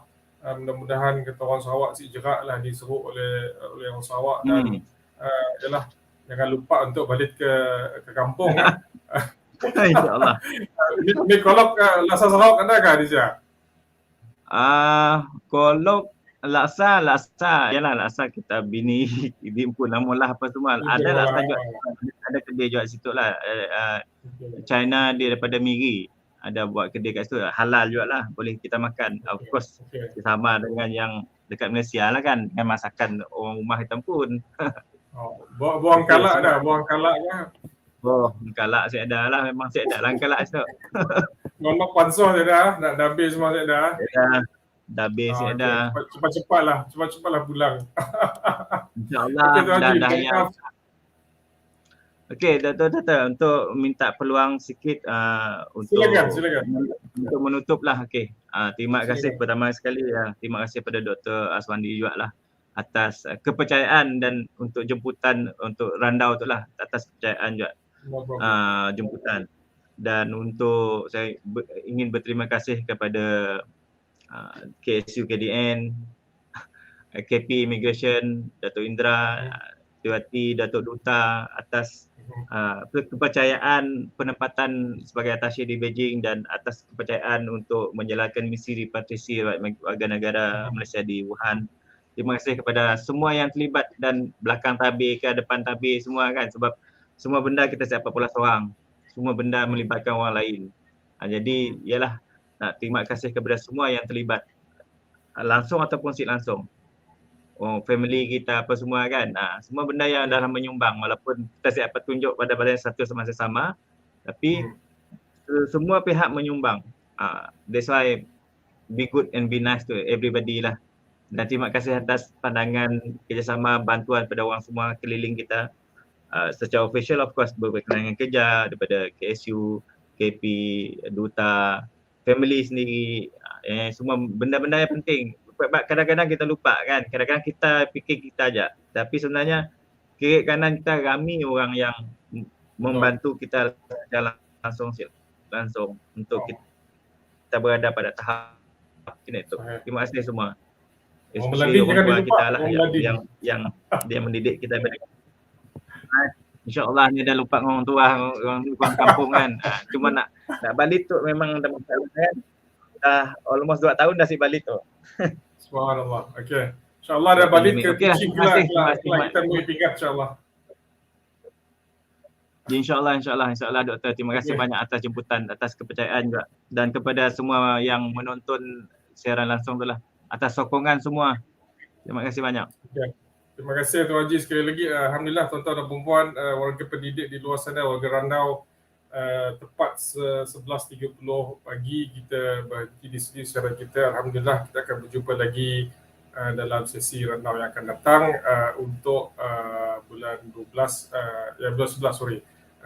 Kita bersiaran secara langsung sebulan sekali insyaAllah ya. Dan mudah-mudahan sesi kita kali ini walaupun santai, namanya dah Randau kan, dapat memberi manfaat tak banyak pun, sedikit pun tak apalah. Yang penting khabar dari China, khabar dari Beijing kita dah dapat faham, dah hadam, dan kita boleh cuba reflect dan amalkan dalam kerja buat kita seharian di institusi di mana juga kita berada. Terima kasih sekali lagi kerana bersama IAB Sarawak untuk pagi ini. InsyaAllah masa kita berjumpa di lain waktu. Assalamualaikum warahmatullahi wabarakatuh dan jumpa lagi. Terima kasih. Okey, terima kasih. Assalamualaikum. Salam sejahtera. Assalamualaikum. Okey Doktor. No problem. Thank you. Okey, lupa. Yang paling penting juga yang lupa orang rumah kita. Ya, sokongan paling utama lah. Bini kita. Okay, of course. Of course. Orang paling dekat dengan kita kan. Bini kita, family kita. Okey, masih Doktor Mohon maaf, terima kasih. Assalamualaikum. Okey.